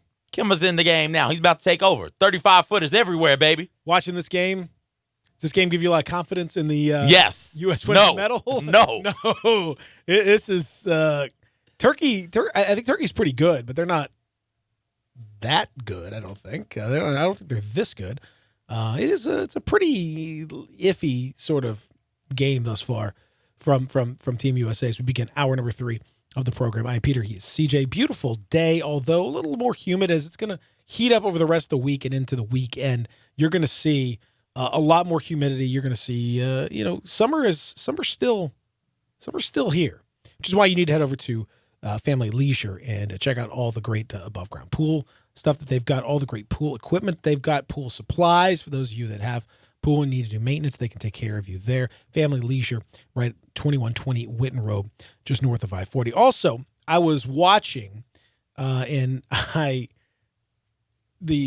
Memphis Ole Miss game on Saturday. As I was checking it out on the TV broadcast, I heard the broadcast crew. And do you know where they went when they came in town? You know where they went to go eat? They were talking about Memphis barbecue, the food they had. Central. That's exactly where they went. Okay. They went to Central Barbecue. And my man, Dusty Dvorak, I think, is who was on the color. He said he got these smoked wings. Mm. He said they were unbelievable. As good as he's ever had. Wow. See, that's what that's what people do. They come into town, they get the advice, because Memphis is such a great barbecue town. There are, a lot of really great spots to go and check out the barbecue. And I encourage you to check out a lot of different types of barbecue. But if you're in town, or if you're just getting that one spot that you just know is going to be fantastic, top of the line, that you're going to be able to get something that is off the charts delicious, well, that's where Central Barbecue comes in. And that's where they said, they got advice. Where are we going to go? What's the one place we need to go to really get that Memphis feel? Let's go to Central Barbecue. Mm-hmm. And boy, were they glad they did. And you'll be glad you did too. You've got 4 locations. You've got downtown. You've got Central. You've got Summer. You've got the one in East Memphis. And it's all there for you. You can check out Central Barbecue in the Memphis, the online menu. You can have it shipped anywhere in the country. To check that out too at cbqmemphis.com. It is the spot you're going to absolutely love. Central Barbecue. So we're keeping an eye on the FIBA World Cup, and the fourth quarter is underway. Turkey has cut the lead to 2 with 8:53 left to play. This one looks like it's going to be a close one. U.S. not pulling away by any stretch of the imagination. You can understand why, given the personnel that's out there. Last night, Notre Dame, a winner over Louisville, 35-17. It was tied up at the half. It was like, okay, all right, what's happening here? It looked like Notre Dame was going to blow them away early, but hung around. A lot of mistakes. Yeah. A lot of mistakes. But, I mean, honestly, in spite of the loss, I think Louisville will probably be the more satisfied of the two teams coming out of this game, just in terms of what you learned from it. They didn't execute very well, but I thought they called a pretty good game. They showed a lot of fight and a little bit of skill in considering, like, you know, what it could have been and what a lot of people thought it was going to be. I think that was okay. Like, actually, I think that's all right. They finished last in their division last season, and there wasn't a whole lot of. There's not a whole lot of excitement. 2-10, not a whole lot of excitement. Coaching changes also. So it's like, okay, Notre Dame, college football playoff team last year, they're going to come out here and obliterate Louisville. And Louisville held their own for a half, which was impressive. I mean, again, they ran for a bunch of yards in this game, over 250 yards. And I thought Scott Satterfield called a good game. Like, the what they were doing made sense. So I think from that standpoint, you know, it improved. I think, you know, Juwan Pass, we'll see kind of how he grows and into the position. But, you know, he ran the ball well. You got to give him that. Yeah. And those dual threat quarterbacks at the collegiate level really give teams fits. It's a difficult thing to prepare for. What did you make of Ian Book? Do you think is he like good? No. No. Okay. All right. Fair enough. He's not, man. Kelly said yes or no question. Kelly mentioned after the game that, or during halftime, I do believe it was, that he just needed to settle down. He's trying to, I think the word was he had the weight of the world on his shoulders or something like that. Needs to loosen up and just go out there and play Ian Book type football. I think Ian Book type football is what we saw in the first half. Yeah, I would suggest that he play a different type of football. Yeah, something better than that. Yeah, something more. Ian Book type football is not gonna win you a whole lot. So if you're Notre Dame, like, you watched that whole game, do you think is there any reason to think this season's going to be any different than like every other Notre Dame season? They've got a really tough schedule. You know, they are going to obviously win quite a few games, but I mean, there's nothing to indicate, to me at least, that this is going to be any different than any other Notre Dame season that we've seen in years past, with, you know, some befuddling performances, some disappointing performances, some maybe a few good performances too mixed in there, but nothing to suggest that they are a legitimate threat to, you know, contend for a national championship. No, or even a New Year's Six bowl game. I don't believe that this Notre Dame team can. They lost a lot of talent off of that roster last season. It's a lot to replace, and Ian Book does not look like he's taken the next step forward as a quarterback. Only 14-23 and 193 yards with one touchdown against a Louisville team that, like I said, last year won 2 games and is going through a coaching change. Like, that's not a good team. You should be able to just wax them, obliterate them, put them out of their misery early and often. And Notre Dame just didn't do that. No, they certainly did not. Turkey will not go away. U.S. threatening a couple times to pull Ab, and it's back to a 3-point game. Oh, come on, Kimba. 69-66. Get Kimba the rock. Bad shots from the U.S. Last 2 shots, pull up Donovan Mitchell 3, clank, and then a Miles Turner 3. So, yeah, we're not seeing a lot of great shot selection from Make the extra pass, boys. Team USA. Well, the shots were open. Make the extra pass, boys. There's a reason why those shots are open. So we saw that last night. Now let's get an update here real fast on is Ezekiel Elliott playing yet? No, not yet. Is he going to be part of the team Sunday? Most certainly will. Because that's our bet. Remember, that is not that he'll be a part of the. Well, I guess it is. No, he's got to play. He's got to play, not just be a part of the team, not just signed the contract on Friday and He's got to play. waiting to play for the following week. He's got to play on Sunday, and I think he will. For your benefit, Jason Garrett said yesterday, Cowboys head coach, that it doesn't really matter, in terms of the time and all that stuff. Like, he doesn't necessarily have to have a whole bunch of practice under his belt. He doesn't necessarily have to, he could jump in pretty quickly. So, maybe that's to his benefit there, possibly. So I think you could be okay. Mm-hmm. You still feeling confident? No. Every day that passes, the first thing I do, Zeke playing? Not yet. Let's do a Zeke thing. Like, he's close. It's close to being done. Get the damn thing done then. Give the man whatever. Makes you feel any better, CJ? I drafted Tony Pollard last night. Why would that make me feel better? And not Ezekiel Elliott. That makes me feel great. Worse. That makes me feel great because I didn't draft Zeke either. I'm not big into drafting Ohio State players. I didn't draft Melvin Gordon Thank you either. for supporting me and my disdain for the Ohio State, Austin. I appreciate that. Oh, my pleasure. Has Melvin Gordon been traded yet? No, not yet. We didn't talk about the other trade over the weekend. Oh, what are they doing? The Houston Texans are oh my God, doing some stuff. Things are happening. My boy Laramie is definitely happening there. Yeah, I don't. I'll be honest with you. I don't know a whole lot about what Bill O'Brien is thinking. As once again, one of the few coaches that has personnel power, and you're seeing, I think, some of the reasons why that's not a great idea. Jadeveon Clowney ends up being traded to Seattle, and there was some talk that he was going to be traded to Miami, and he did not want to do that, and that sort of understandably so. Which I think you can see Miami the Dolphins seem to be tanking at this point, so you don't necessarily want to go to that situation. Mm-hmm.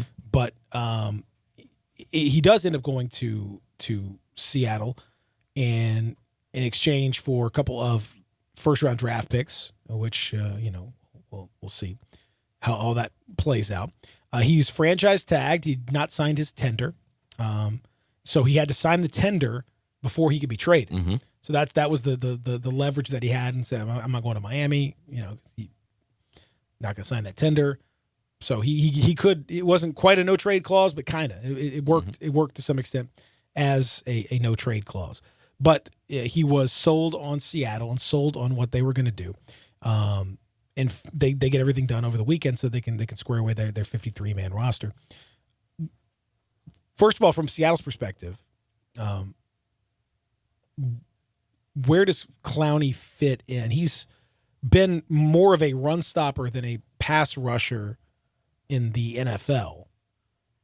Does he get more of an opportunity to show? They've had some pretty strong edge rushers, but he's been an elite run defender for Houston. He just, he's had the injury issues and everything else that have kind of limited his ability to be. He hasn't been the number one. Like, he hasn't been coming out of South Carolina. It was like, this dude is an absolute freak. Hasn't really been that in the NFL. He's had his moments, but he hasn't really been that. Does that happen in Seattle?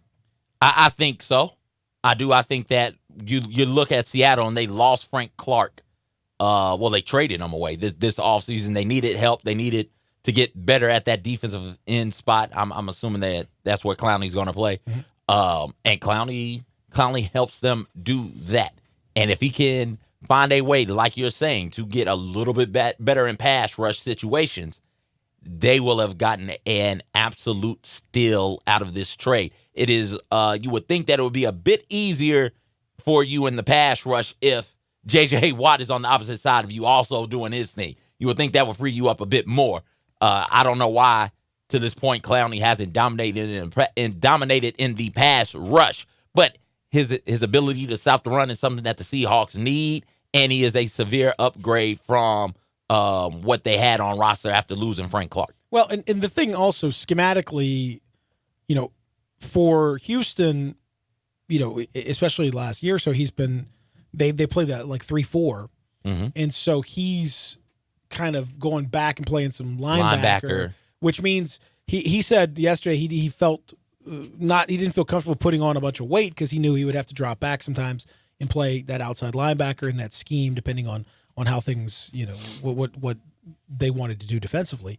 So he didn't feel like he could really, bulk up because he didn't have the speed to be able to handle and cover whatever he needed to do at linebacker. Now he says, because it's a 4-3, a more traditional in front, so he can be kind of that edge guy in a 4-3 and be a traditional, right end as opposed to, playing outside linebacker or some kind of a, hybrid kind of deal where you even along the line, and your responsibilities along the line as a 3-man front are totally different, than a 4-man front. So I think that's going to be beneficial for him. I don't know that he's ever going to recapture that buzz that he had. I mean, he was one of those dudes that.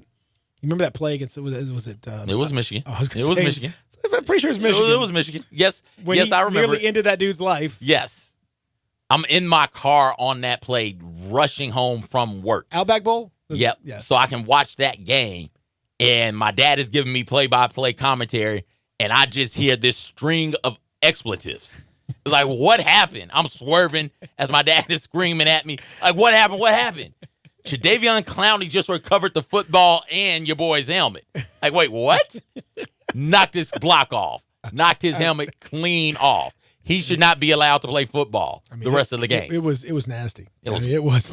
That's still one of the great sack, force fumble, recover fumble, helmet. It was that in one play. Motion. It was crazy. That stink just washed over.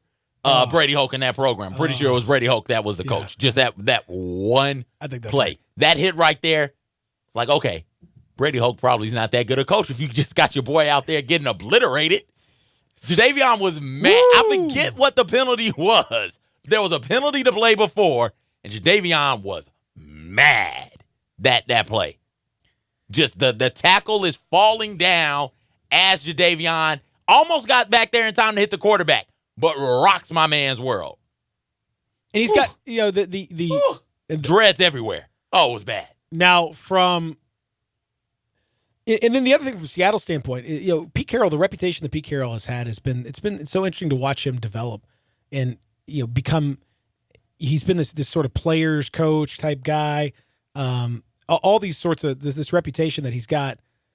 Yeah, in spite of, it's just interesting what initially happened in the NFL, going to college, upping his reputation there, coming back and blossoming here. He's become the players' coach type guy. Does that change Clowney? Does that give him, a second chance, a new lease, because he's working with a guy that's considered to be a quote unquote fun guy to play for? Yeah, it's the more fun you have doing your job. I work better when I get to have fun. And I think everybody does. Agreed. I think the more fun you have, the better you do at your job. And the combination of switching from a 3-4 to a 4-3, getting to play a more traditional defensive end position, and Pete Carroll's coaching style, I believe will mesh really well for Jadeveon Clowney, and we will see him get to that level we thought he could be as a number 1 overall pick. The U.S., by the way, 2 minutes left. U.S. up 77-74. Here we go. On Turkey. Donovan Mitchell just hit a 3 to give the United States the 3-point lead. And now you had a driving layup. Now it's 79-74. Chris Middleton on the layup. There we go. U.S. Trying to pull away from Turkey. Turkey had 2 or 3 opportunities to take the lead. It's very reminiscent of one of those NCAA tournament games where you feel like if the underdog just takes the lead, they might win the thing, but they just can't do it. And they had several good opportunities at the basket, could not finish. And so the game stayed tied, and at that point, Donovan Mitchell hits a big 3. So now under 2 minutes, minute 59 to play, 79-74, U.S. in the second game of the group phase in the first round. If they lose this one, it would not be ideal, but it certainly wouldn't eliminate them from the tournament. It's a round robin deal. Ideal. It would be worse than losing to Georgia State. I think Turkey in international basketball comparatively is a lot better than Georgia State is in college football. It would be horrible. It wouldn't be great. It would be awful. But don't worry about it. Right now, you're in good shape. Everything's cool. All right. Just relax. My boy Kemba out there? There's no way that the United States can lose this game. Unless. Nope. Okay. Can't do it. Good. Kemba is out there. Good. It's closing time. Come on, man. All right. Kemba's the star of the team. All right. Hit him the rock. Kemba do work. Uh-oh. Uh-oh. Okay, Turkey just hit a 3. Oh! 79-77. Scotty Wilbekin playing for Turkey.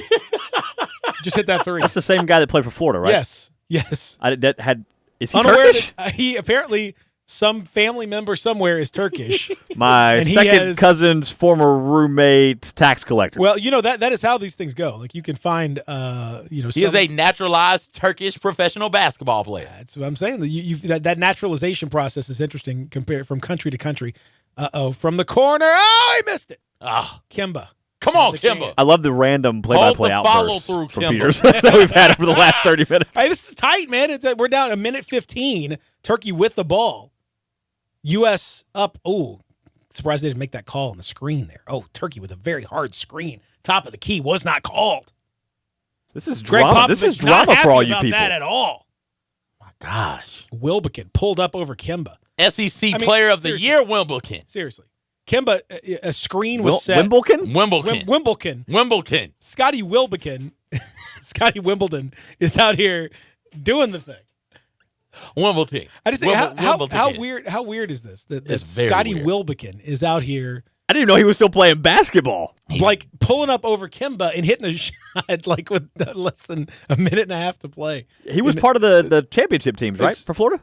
Or am I wrong on that? No, I think he was. I think he won at least a time. Now he's got here. It's again 1-on-1. Euro Cup Finals and regular season MVP last year. Kimba versus Wilbekin. I think Let's go. I think Turkey's really looking for that 3 here. Oh, drive the basket to the basket. Turkey hits a layup. It's tied up. Come on. 79 apiece with 50s. You just said that we couldn't lose this game. I didn't think we could, but my apparently we can. We're not losing this game. We're fine. Well, to be fair, that's what every Tennessee fan said before that Georgia State game. We're fine. Everything's cool. Donovan Mitchell driving to the basket. He throws it away. Turkey with it wasn't even a steal. Donovan Mitchell just threw the ball to Turkey. How much time is left in this game? 30 seconds left to play. Okay, we can't take the break. Tied up. 79 apiece. No timeout from Turkey. They're keeping it. Wilbekin drives, cuts back, looking for some room, going left, looking still looking. Passes it out to Sadie Osman. 2 seconds on the shot clock. Fade away. No. Tapped up. Tapped in. No. Turkey taps it in. Turkey takes the lead. 12 seconds left. What is going on right now? Are you kidding me? Turkey on an 8-0 run since I said the U.S. couldn't lose. Good God, Peter. I can't cheer for anybody you cheer for. Oh. Texters, if the United States loses this game, just come after Peter for that one. Unbelievable. He jinxed it. Does the United States have a timeout? Shot. The U.S. did call a timeout, yes. Crazy shot, tapped in. Good grief. And let's see who didn't box out. Joe Harris. Joe Harris is in a tough spot. Course. He's undersized. That gum Joe Harris. Joe Harris has played Put well. him on the team. CJ's moved over here. Freaking Joe Harris. I know. I kind of feel jealous. I can't see from over here. Just come over here. Know. This is horrible. Was that Ilyasova that got the tap in? I think it was Ilyasova that got the tap in to make it 81-79. Are you kidding me? U.S. with 12 seconds left in a timeout right now. Oh, my gosh. Who you drawing this up for? Who's getting the rock? I mean, it's got to be Kimba, right? I guess. Kimba's got to get the ball. I guess. It's got to be. Don't give it Kimba the Don't ball. give it to Joe Harris. Don't put Donovan Mitchell in the game. You got to get sit Kimba him the down. ball. Kidding me? Turkish fans are on their feet. Losing their minds, as they should be. See if I can easily going to be the biggest win. Kind of getting a glimpse of it over here. Get a little bit of glimpse right there. Easiest, the biggest win. Easily the biggest win of Turkish basketball. Got a surrender Cobra already? I think it's one of the great moments in Turkish basketball history. Yes. Good grief. Beating the United States' D+ team that they threw out there. It still says USA on the chest. I mean, or on the butt, wherever they put it. This is who we sent. This is for sure going to define Popovich and Kerr's legacy. This is who we sent. All right, so just to set the scene, guys. 12.3 seconds left in the game. Turkey leading the United States 81-79. First round action here. We're keeping it here. You boxing one here? Doing unauthorized play-by-play. We're not the accounts of this broadcast. Can I be reduplicated in any way? We're just having a conversation. Yeah, we're just having real a conversation time about what's going on the court. All right, so now Kimba, it's the ball in. Tatum. Oh, Chris Middleton misses it. Rebound. Still got it. Oh, he's boxed her out. He's in trouble. Throws it out. Tatum with a chance at the buzzer. Oh, Rick. Oh my goodness. Wait, he was fouled. Was he fouled? He was fouled. They called a foul? He was fouled. They're calling a foul. Oh, wait a second. Was it 2 or 3? It was a 3. It had to have been a 3. That was the Greg close. Popovich. From what I could see, it was right close. now. That was hard to tell. That is that pop scowl. There it is. So now Tatum with a chance. Okay, we got We got to? We got to take a break. Gosh. Let's sort this out during the break. We'll come back. This is We'll the figure this ultimate tease right here. Yeah, we could do this. We'll sort this out. We come back as we continue here. Sports 56 961 87.7. What's happening? Check out Dave Voloshin and Brett Norsworthy with Sports Time. Weekdays from 3 till 6 on Sports 56, 96.1, and 87.7. In today's evolving workplace, XMC understands the process of getting office work done has moved from the desktop to your pocket. The new Xerox multifunctional printers and Connect Key app technology are game changers. Are you working with confidential information? Does it need to be secure from unwanted threats? Do you need to translate documents to another language? Xerox's App Gallery provides solutions like secure printing and easy translator technology. XMC is the second largest exclusive Xerox agent in the U.S. with 9 locations to serve you. We've been in business for over 25 years and have received top awards from Xerox. In changing our world one experience at a time, our team's committed to doing what's right for your business. XMC is proud to be your leader in document and print management, and it'd be our pleasure to serve you. Contact XMC today at 888-814-3114 or visit our website at xmcinc.com. XMC, excellence in office solutions. You love your pets, but you can't take them with you when you travel. So what do you do with Fido and Fluffy? Take them to Pet Suites. Pet Suites Memphis, Germantown, Collierville is now accepting reservations at their gorgeous new facility that accommodates dogs and cats of all ages. Complete with bone-shaped in-ground pools, indoor and outdoor play yards, expert care, and friendly staff. Book now and new customers get 25% off their first service. Pet Suites Memphis, Germantown, Collierville, 4520 South Forest Hill Irene Road. Pet Suites, your pet's new favorite place. The forensic analyst searched for clues to the house fire. Could that be Starch? Suddenly it came together. The fire was started by an over-microwaved potato? Covered, July 25th, 2015. Talk to farmers. We know a thing or two because we've seen a thing or two. Call Chad Gatlin at 901-235-1176 or get a fast quote at memphisfarmers.com. We are farmers. Bum, bum, bum, bum, bum, bum. Underwritten by Farmers Truck Fire Insurance Exchanges and Affiliates. Products not available in every state. If you're the owner of a company and you're tired of a dirty office building, or maybe you're tired of dirty restrooms, or floors and carpets that are filthy, or windows that you can't even see through, I've got a solution. Let Trinity be your cleaning solution. Trinity Professional Services. They're putting professionalism back in cleaning. They specialize in stripping and waxing and buffing floors, in cleaning carpet. Just make it seem like it's spring outside. Window cleaning where you see through and everything shines. Commercial janitorial services specializing in final construction cleaning. Hey, the people that own this company, they are big construction people. They know what needs to be done. So if you would like it done the right way, call Todd Pope or Tommy Ferrari, the former Tiger quarterback, at 833-6773. 833-6773. It's Trinity. They're your cleaning solution. Welcome back to the Peter Edmiston Experience with CJ Hurt. This hour is brought to you by Acura of Memphis. Here once again are Peter and CJ. I wanna know what love is. Well, I got good news and I got bad news for you. Make your free throw. Good news was it was a foul called. It was not a foul. Jason Tatum kicked his leg out in Reggie Miller-esque He may or may not have dramatized it. I mean, that was Steph Curry, Klay Thompson. I mean, that was a world-class leg kick from Jason Tatum. Kick to the side. Yeah, it was not a natural reaction at all. Referee calls the foul. So it was a 3-shot foul. U.S. down 2, 0.1 seconds left. Jason Tatum hits 2 free throws. Not 3, 2. Which means that we are on the cusp of heading to overtime. Turkey inbounding the ball with 0.1 seconds left. They can't advance it. Ersan Ilyasova pulls his pants down in front of everybody for some reason to tuck him in. I don't know why he's doing that. Exposing his boxers to the world. Disrespectful. But once this play doesn't work, then it'll be overtime. The U.S. is going to go to overtime against Turkey. The U.S. is going to go to overtime against Turkey. Round 1. FIBA World Cup. Peter said we couldn't lose. So lost? far, he's so far he's right. Okay. Yeah, there's the overtime. So the play doesn't work. So now we're going to overtime. Unbelievable. Oh, Jason, you had a chance. I can't believe this is where we are. You told me. CJ, be concerned. I did. Be very concerned. Like, no, Peter, I won't be. We're straight. We good. We got this. Do we have this? The loss to Australia is like, no, that's exhibition. We got it. We cool. We good. No, you asked me a question. What was it? I said, are we going to win? Are we going to medal? No. I mean, like, do we got this? I don't know. We definitely don't got this right now. Are we going to medal? Surely they'll medal. Surely. You would think. Even the bad U.S. teams with professional basketball players on to get a medal.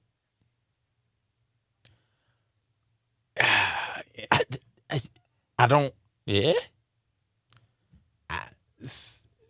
Turkey. I mean, Turkey at least has NBA players on the team. This is an not like SEC losing player to of the year. Yeah, I mean, this is not like losing to or theoretically potentially losing to, I don't know, like Angola or something. I mean, like there are Seti Osman plays, Ilyasova plays, Scotty Wilbekin is a Euro legend along the lines of Nick Kalathis. Seems like the Florida point guard really has a great chance to go overseas and make a terrific career out of it. Euro Cup Finals and regular season MVP last year. There are some decent players on the Turkish team.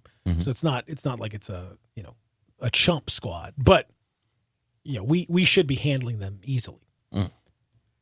Jason Tatum, man, come on. I mean, Jason Tatum. At least it wasn't a Donovan full, Mitchell. Like, how you driving and just turning the ball over? Stop driving into the teeth of the 2-3 zone. I mean, Mitchell got a tough. He did get a tough offensive pass. rebound. I give him that. He did get a tough offensive rebound. I give him that. I mean, he's fighting. He's playing with effort and intensity. Can he play with intelligence also? Well, can we do that? No. Can we do that? Can we get big offensive rebounds and not drive into the teeth of the 2-3 with three dudes on us and try and elevate and make a layup? Can we not do that? Can we drive and kick, penetrate? At this point, the answer is no. And drive, and Scotty Wilbekin with a leaning shot makes it. He's stepped up, and Turkey takes the lead early in overtime. Scotty Wilbekin, that was a tough shot, man. We got Joe Harris on the court for the United States in overtime. Joe Harris. Jason Tatum just got stripped on a drive, but the U.S. still has the ball. 3-pointer for that Joe Harris. Oh, in your eye. There we go. That's why Joe is on the court. That'll baby Joe. I knew he could do it. I love that decision. That was in your face. I love it. U.S. back in front. Still feels so weird to have that guy, Joe Harris, on the court. Joe Harris, Turkey, former 3-pointer for Turkey. Get out of here. Goodness gracious. Former G League star Joe Harris. No problem. Good grief. So Turkey back in front. This is a heck of a game. What have we? I'm trying not to just. What have we done? I can't stop watching. It's a super. You told me I couldn't come over there because we couldn't just do the whole thing. I know. I was like, we can't just do the whole segment. And then I can't. And now stop that's watching. what you're doing. I know. I can't stop watching. Good grief. What am I supposed to do? My dad did tell me last week that the U.S. should not lose at any level of international basketball. That is the mentality of some folks. Like, if we send anybody over there with that USA across their chest on those shorts, you should win. Ooh, well, huge block from Miles Turner. Here we go. Right there. That was Turner's on this. And then who would have thunk we'd be so Jason riveted? Tatum, another miss at the basket. Get Tatum out of the game. Turkey rebound, wide open 3 for Turkey to take a 5-point lead. Got it. 5? Wait, they're up. Lead. Wait, what? 5. How did I miss 84. That? Turkey up 89-84 with 3 minutes to play. Get Tatum out of the game. Makhmatoglu hit that shot. Get Tatum out of the game. Team USA, by the way, was a 21.5-point favorite going into this game. They are not going to cover that. That is not going to happen. They are not going to cover that. I'm just going to tell you that right now. I mean, this is pitiful. Kemba Walker, step back, got it. 3-pointer for Kemba. Because Kemba's been here before. Kemba's been in these type of situations. Kemba might be the only pedigreed guy in this situation. God, we've got. I mean, this is a motley. Oh my gosh! Somebody just. I think we had an illegal screen right there. Yeah, that's going to be an offensive foul in Turkey. U.S. gets the ball back. I don't. Turkey's been setting a lot of real physical screens up top. But that's what you want to do with this team. There's no enforcer. There's nobody about that life on this team. So you want to make them shoot, and you want to be physical. Yeah, with but you don't want to get that physical. He laid him out. Hey, got to send a message. I don't want the message has been sent. The U.S. is down. The game is almost over. You got to keep sending the message. The U.S. is down 89-87, and it's down to the scoreboard guy can't even keep up with what's going on right now. It's but 89-87 halfway through overtime in the first round. Kemba another step back now. Oh, he's putting my man on skates, pulling up, hits it again. Kemba 5 straight points, tied up. Feed Kemba bleeping whatever his last name is in this moment. I forgot it. Walker. Feed him. You're so hyped up you forgot Kemba's name. Yes. Because they're about to lose this game to Turkey. No, they're not. Look at steal. Jason Tatum with a steal. He's going to jack it. Hey, he missed the layup. Of course. But it was tipped in. By Jason. I think it was tipped in by a Turkish player, it seemed like. I don't know. It's those sideburns. Jason's grown out those sideburns. It's messing his game Get up. him off the court. He's got the mutton chops working. Get him off the U.S. court. on a 7-0 run. Now Turkey kicks it out. Seti Osman wide open 3. Missed it badly. Little pressure maybe on offensive rebound from Turkey, though. Look at Ilyasova. Veteran. No, he misses it. Tipped up, and Jason Tatum gets the rebound. And I believe he may have stepped out of bounds. Let's see. He's going to say he stepped out of bounds. 91-89 is the score. I think Turkey gets the ball back. Jason has been like the king of those. It's been a lot of those in this game. Get him more consistent. I can't believe what's happening. Man, my gosh. If Turkey hits a 3 to win this game with the buzzer or something. Well, we like I said, minute 35 left. 91-89. U.S. leads. We still got this. We're good.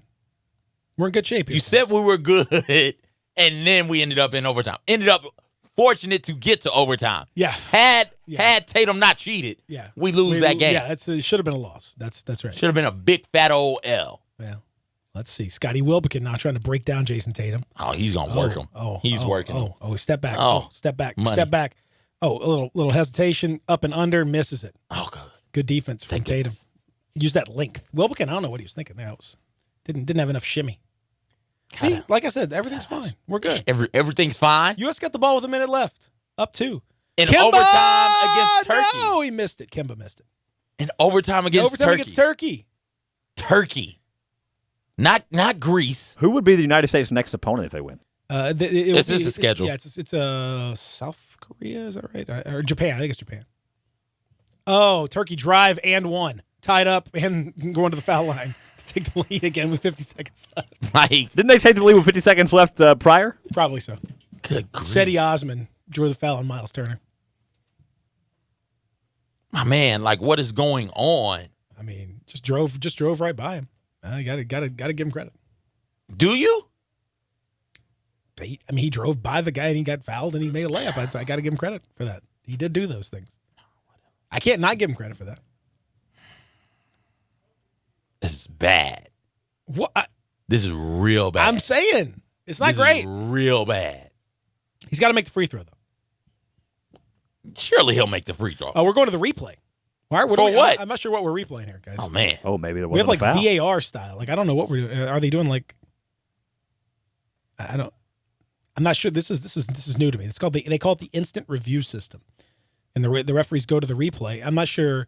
I mean, it's similar, I'm sure, to the replay we use in NBA and in college, but I'm not sure what we're reviewing here exactly. So, 50 seconds left. At this point, it's tied, pending a review of some sort, which we may or may not know. Exactly. They wouldn't be reviewing that it was a flagrant or something, I don't suppose. I wouldn't think so. No, it doesn't look like there's any need for that. It didn't look flagrant at all. It's a flagrant loss is what it's about to be. Unless there's some rule about that flagrant rule that I'm unaware of. This is heinous, right? Atrocious. Do you want to go ahead and do the segment where they lose, or do you want to wait? Yeah, let's do the segment like they lost. Can you believe what happened? They lost that game to Turkey. Should we wait till they lose? No, we can do it right now. This is like a loss. This is like a loss. This is pretty much a loss. At this point, this is pretty much a loss. This is pretty much a loss. This is like beating Portland State 20-13. Pretty much. Is there a worse win out there? There's got to be a worse win out there. I mean, basically, this would be like if you are, I don't even know. I mean, who had a bad? Arkansas had a bad one. Who had to go for 2 or something like that to beat a bad team? I mean, we've seen that in the past. You've seen like I know Tennessee when they beat Appalachian State, they'd go to overtime and had a fumble that like went through. It was Wasn't it Jacksonville State and Auburn a couple years back? Yeah. Jacksonville State did beat Ole Miss before, but that Auburn ended up winning that game, but should not have. Mm-hmm. Yeah, we didn't have to bring that game up. Sorry about that. It did happen though. I do remember that. Now my video has gone down. I can't watch. Oh, can we get the internet back up? Are we having internet issues? Can we make it work? You never know around here. I had some briefly. Refresh. Keep clicking refresh. Now it says we can't play this video. Are they censoring? Oh, they heard your play-by-play. Well, this is what happens. I guess this is just cheap. All right. Well, now I guess we got to take a break. I don't know if I have it over here or not. It's unbelievable. Nope. Yeah, that's what I'm saying. All right, let's take a break. We'll come back and wrap up this edition of The Experience. Will the U.S. manage to beat Turkey? Does it even matter? Will it make you feel better? Real Sports Talk. Sports 56, 96, 187.7. Get happy with Johnny Radio's Happy Hour. Weekday afternoons from 1 till 3 on Sports 56, 96.1, and 87.7. Thinking about building a home? Perhaps a renovation you want done right. Whatever your plans, contact Ken Garland Custom Home Builders. Ken understands it's a big decision. That's why he works closely with his clients, ensuring they get exactly what they want and expect. Quality construction, on time, and on budget. For 2 generations, Ken Garland Home Builders has been building and renovating fine custom homes all across the Mid-South. Nothing is finished until everything is right. Call 901-751-1632. Online at kengarland.com. Is your wife asking you to stop eating junk food? Well, we have you covered at Humdinger's. It's quick and it's healthy, and most important, it tastes amazing. With many choices from salmon salad to rainbow trout and grilled asparagus. Come visit us for lunch at Humdinger's, 6300 Poplar Avenue. So good, Coach Penny eats with us weekly. Don't forget, Humdinger's offers full-service catering for weddings, social events, or your corporate lunches. You can call 901-260-8292 to find out more. Nobody wants to get ripped off, broken into, or robbed, but nobody wants to pay a lot of money to have their home protected either. I've got an offer to tell you about to provide home security for your home for less than $1 a day. For real, with no installation or equipment charges. And this is from a company rated #1 by a leading consumer research company. According to the facts, most of you won't even call unless there's a burglary in your neighborhood or something bad happened. So let's give you a reason. Save money. For less than $1 a day with no other costs, you can get your home secured. Plus, get a lifetime equipment replacement warranty. You need protection for your home. Call the Home Security Hotline right now. 800-561-6198. 800-561-6198. 800-561-6198. Again, that's 800-561-6198. Are you tired of all the clouds and bad weather? Rain brings pollutants that can wreak havoc on your car's finish, but there is someone who can help. Car Wash USA Express has introduced their most advanced car wash yet with the exclusive Polymer Pro Wash, creating a stronger, more consistent protective sealant for your car's finish. Polymer Pro can only be found at Car Wash USA Express, where attendants are always on duty to keep you and your vehicle safe. For more information and locations, visit carwashusaexpress.com. Car Wash USA Express, because a dirty car is a dirty shame. Welcome back to the Peter Edmiston Experience with CJ Hurt. This hour is brought to you by Acura of Memphis. Here once again are Peter and CJ.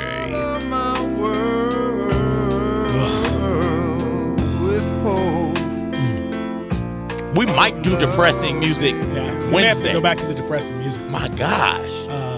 Turkey up 92-91 with 9 seconds to play in overtime and shooting free throws. Turkey is shooting free throws based on a foul. For some reason, the U.S. had the ball, 14 seconds left, and down 1. And Miles Turner, center by trade, flashes up to get the ball top of the key and handles it poorly, is holding the ball up, and somehow it almost looked like he just dropped it himself, but it was poked away.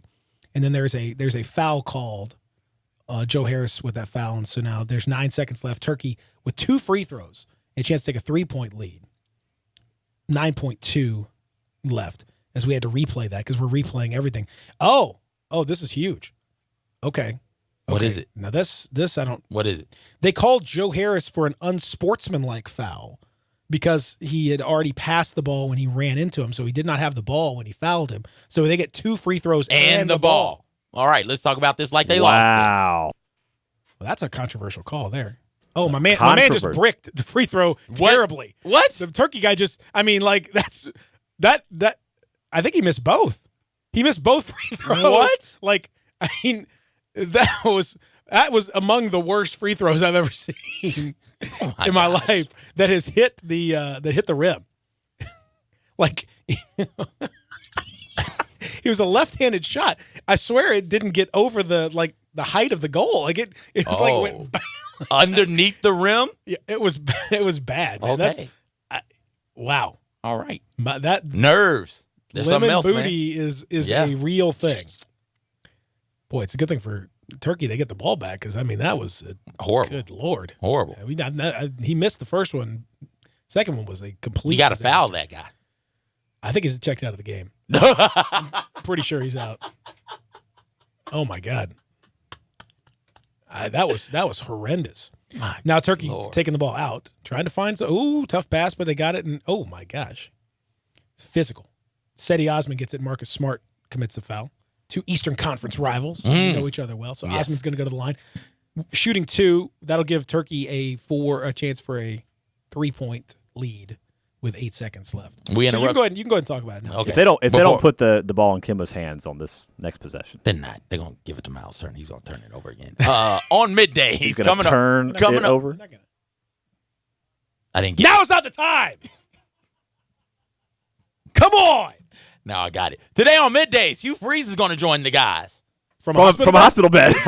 I'm pretty sure he's gonna be from. We're gonna have live cameras. Can we video that? Can we put that on our screen? Osman misses a free throw. Are you kidding? There's a chance. This Turkey is choking. Jerry Palm is also going to join the guys, and Don Wade and Blake Topmeyer to talk UT. What happened up there against Georgia State? This is horrible. As we like to call him, Rocky lemon Topmeyer. booty. Ooh, good idea. No timeout for Team USA here. Good. That means they can't draw up an asinine play to give Miles Turner the rock. Are you kidding? You said they drew that play up? All that. He missed it again. No, it's a 1-point game. Oh, now it's the rebound. Now in transition, the chance to win. Handoff layup. He missed the layup. He's fouled. Oh, he got fouled again. Fouled again. Was it Tatum this time? No, Chris Middleton is fouled this time. He's going to go to the line. Chris, don't you let me down. Chris. Let's go, Turkey missing 4 free throws. How do you miss Nick 4 Anderson. free throws? And, somehow it really should have been an and one for Middleton, but he's fouled right there. Is Turkey's team made up of the John Calipari Memphis Tigers? Like, what's going on? Ilyasova looks like he just swallowed a whole plate of lemons. The face. How do you so miss sour. 4 free throws Jason in this Tatum moment? is hobbling off the court. That's not good. Good. Well, not good. Not good. Yeah, hope he is that's healthy. That was he got hurt. Yeah, it's a very unsporting yes, reaction. I'm sorry. Hope he's healthy. Hope everything is fine. Right. I also hope that he doesn't play anymore this tournament. Middleton with a chance. He's got 2 free throws to give the U.S. the lead. First one is up and good. All right, tied up. Here we go. No timeouts for so Turkey. At minimum, we have a second overtime. No timeouts. 2 overtime games against Turkey. He's making this one. There's no doubt. Peter, you said that about He's them making losing. There's no doubt. There's no doubt. He's making this. Chris Middleton is an excellent free throw shooter. USA is there we go. He made it. Oh, See, good. I told you. Oh, thank goodness. Now, no timeouts. Turkey down 1. They got to hurt. Oh, apparently they did have a timeout. Okay. There's All no right. timeouts listed on the screen, but I guess we were just kidding about that. So now there's a timeout. I don't know what's going on. Are we sure? I mean, is this a Chris Webber moment? With this international no, everyone appears to be okay with the timeout. All right. Turkey's only chance to win is to make a shot. They can't hit free throws. Missed 4 in that moment. Wow. How tight can you be? Wow. Just make one of them. Again, that's shades of Nick Anderson back in the finals. Magic against the Rockets. Yeah. Missing 4 free throws. Rockets win that game and end up sweeping. Woo! All right. Yeah, and now I don't Tatum getting hurt. You know that. I know you're not a big Tatum guy, but No, not anymore. There's one moment. Just after the one moment. I'm out. out. You're totally off the bandwagon. Yes. Was thinking about hopping on. Letting that bandwagon just ride on past you, boy. Y'all got it. Y'all rock with them. Serena Williams in action later on tonight, by the way. So if you want some positive, United States, a positive American, something good for the United States, then I would encourage you to check out her. She will be, and also the U.S. women are in action in a friendly against Portugal. So if you want to watch more successful international United States teams, then I would suggest you do that because this has been I want to watch some winners. Bleak right now. So it all comes down to this, ladies and gentlemen. Unless Turkey's fouled, in which case they'll miss more free throws. And let's see. I would maybe just intentionally foul Turkey. It's an unusual strategy, but it may be the only chance. Now, here we go. Turkey. Chance. It's going to be Ilyasova. He has a look for three to win. No! And the U.S. survives. The U.S. survives. I knew they would. I knew it. They had it the whole time. Never been more stressed out. Never on a this doubt. Show, except when y'all were saying USA. The Duck Buck USA. Buck Festival. USA. Woo! Woo! Those noises should be made for winners. That is not a noise that should be made for Who won the game? USA. That's right. No. Had it the whole time. The whole time. had to cheat to force the overtime with a chance to win the whole thing. Missed a free throw that would have won it. And then in overtime, had to rely on Turkey missing 4 straight free throws in 9 seconds? No, it wasn't. It was 4 free throws in less than that, yeah. And then had to get lucky and get a foul call on a shot, on a layup that should have went in. They absolutely should have taken. They should take an L. They should be 0-1. They're 0-1 to me. They lost. See, did you put the plus 21.5 on that one? Was that one of your picks? No. It would have been. I mean, Turkey had to try to lose that game. Again, it really, to be fair, going into the overtime, really shouldn't even have gone into overtime because Jason Tatum drew the foul Kick your with leg that out ridiculous to the side. leg kick, which I hate. I hate the leg kick. And they've made it a point of emphasis in the NBA, and rightly so. So it really shouldn't have even been an overtime game. But then he made only 2 of 3, missed free throw is really the key. But Turkey, buddy, that's gonna take a long time for them to get over that one. Had 4 free throws. Riots in the streets. 4 free throws. It's their fault. 0 for 4. They missed 4 free throws to lose a 1-point game. And a couple of them were just bad misses. Oh, well, one of them was a train wreck of a miss. He had 2 free throws and the ball up 1. That game got a little crazy. That's all I can tell you. That game got absolutely crazy. In any event, we won. Had it the whole time. We're good to go.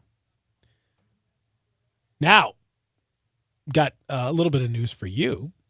This morning, a source told ESPN's Ed Werder that Cowboys and Zeke are working well together on contract. There's serious work left, but apparently Zeke is traveling back to Dallas.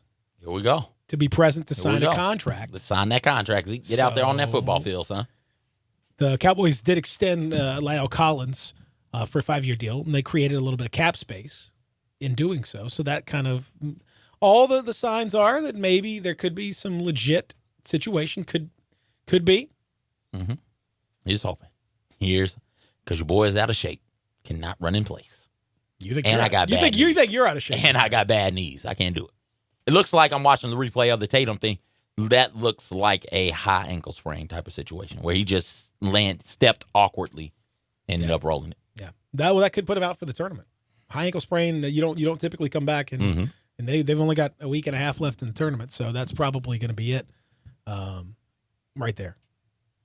Mm-hmm. That'll teach him to shape those sideburns. Yeah, those sideburns are mutton chops. Are Ashanti level concerning for me. I don't like it. Wow. Okay. I mean, we won.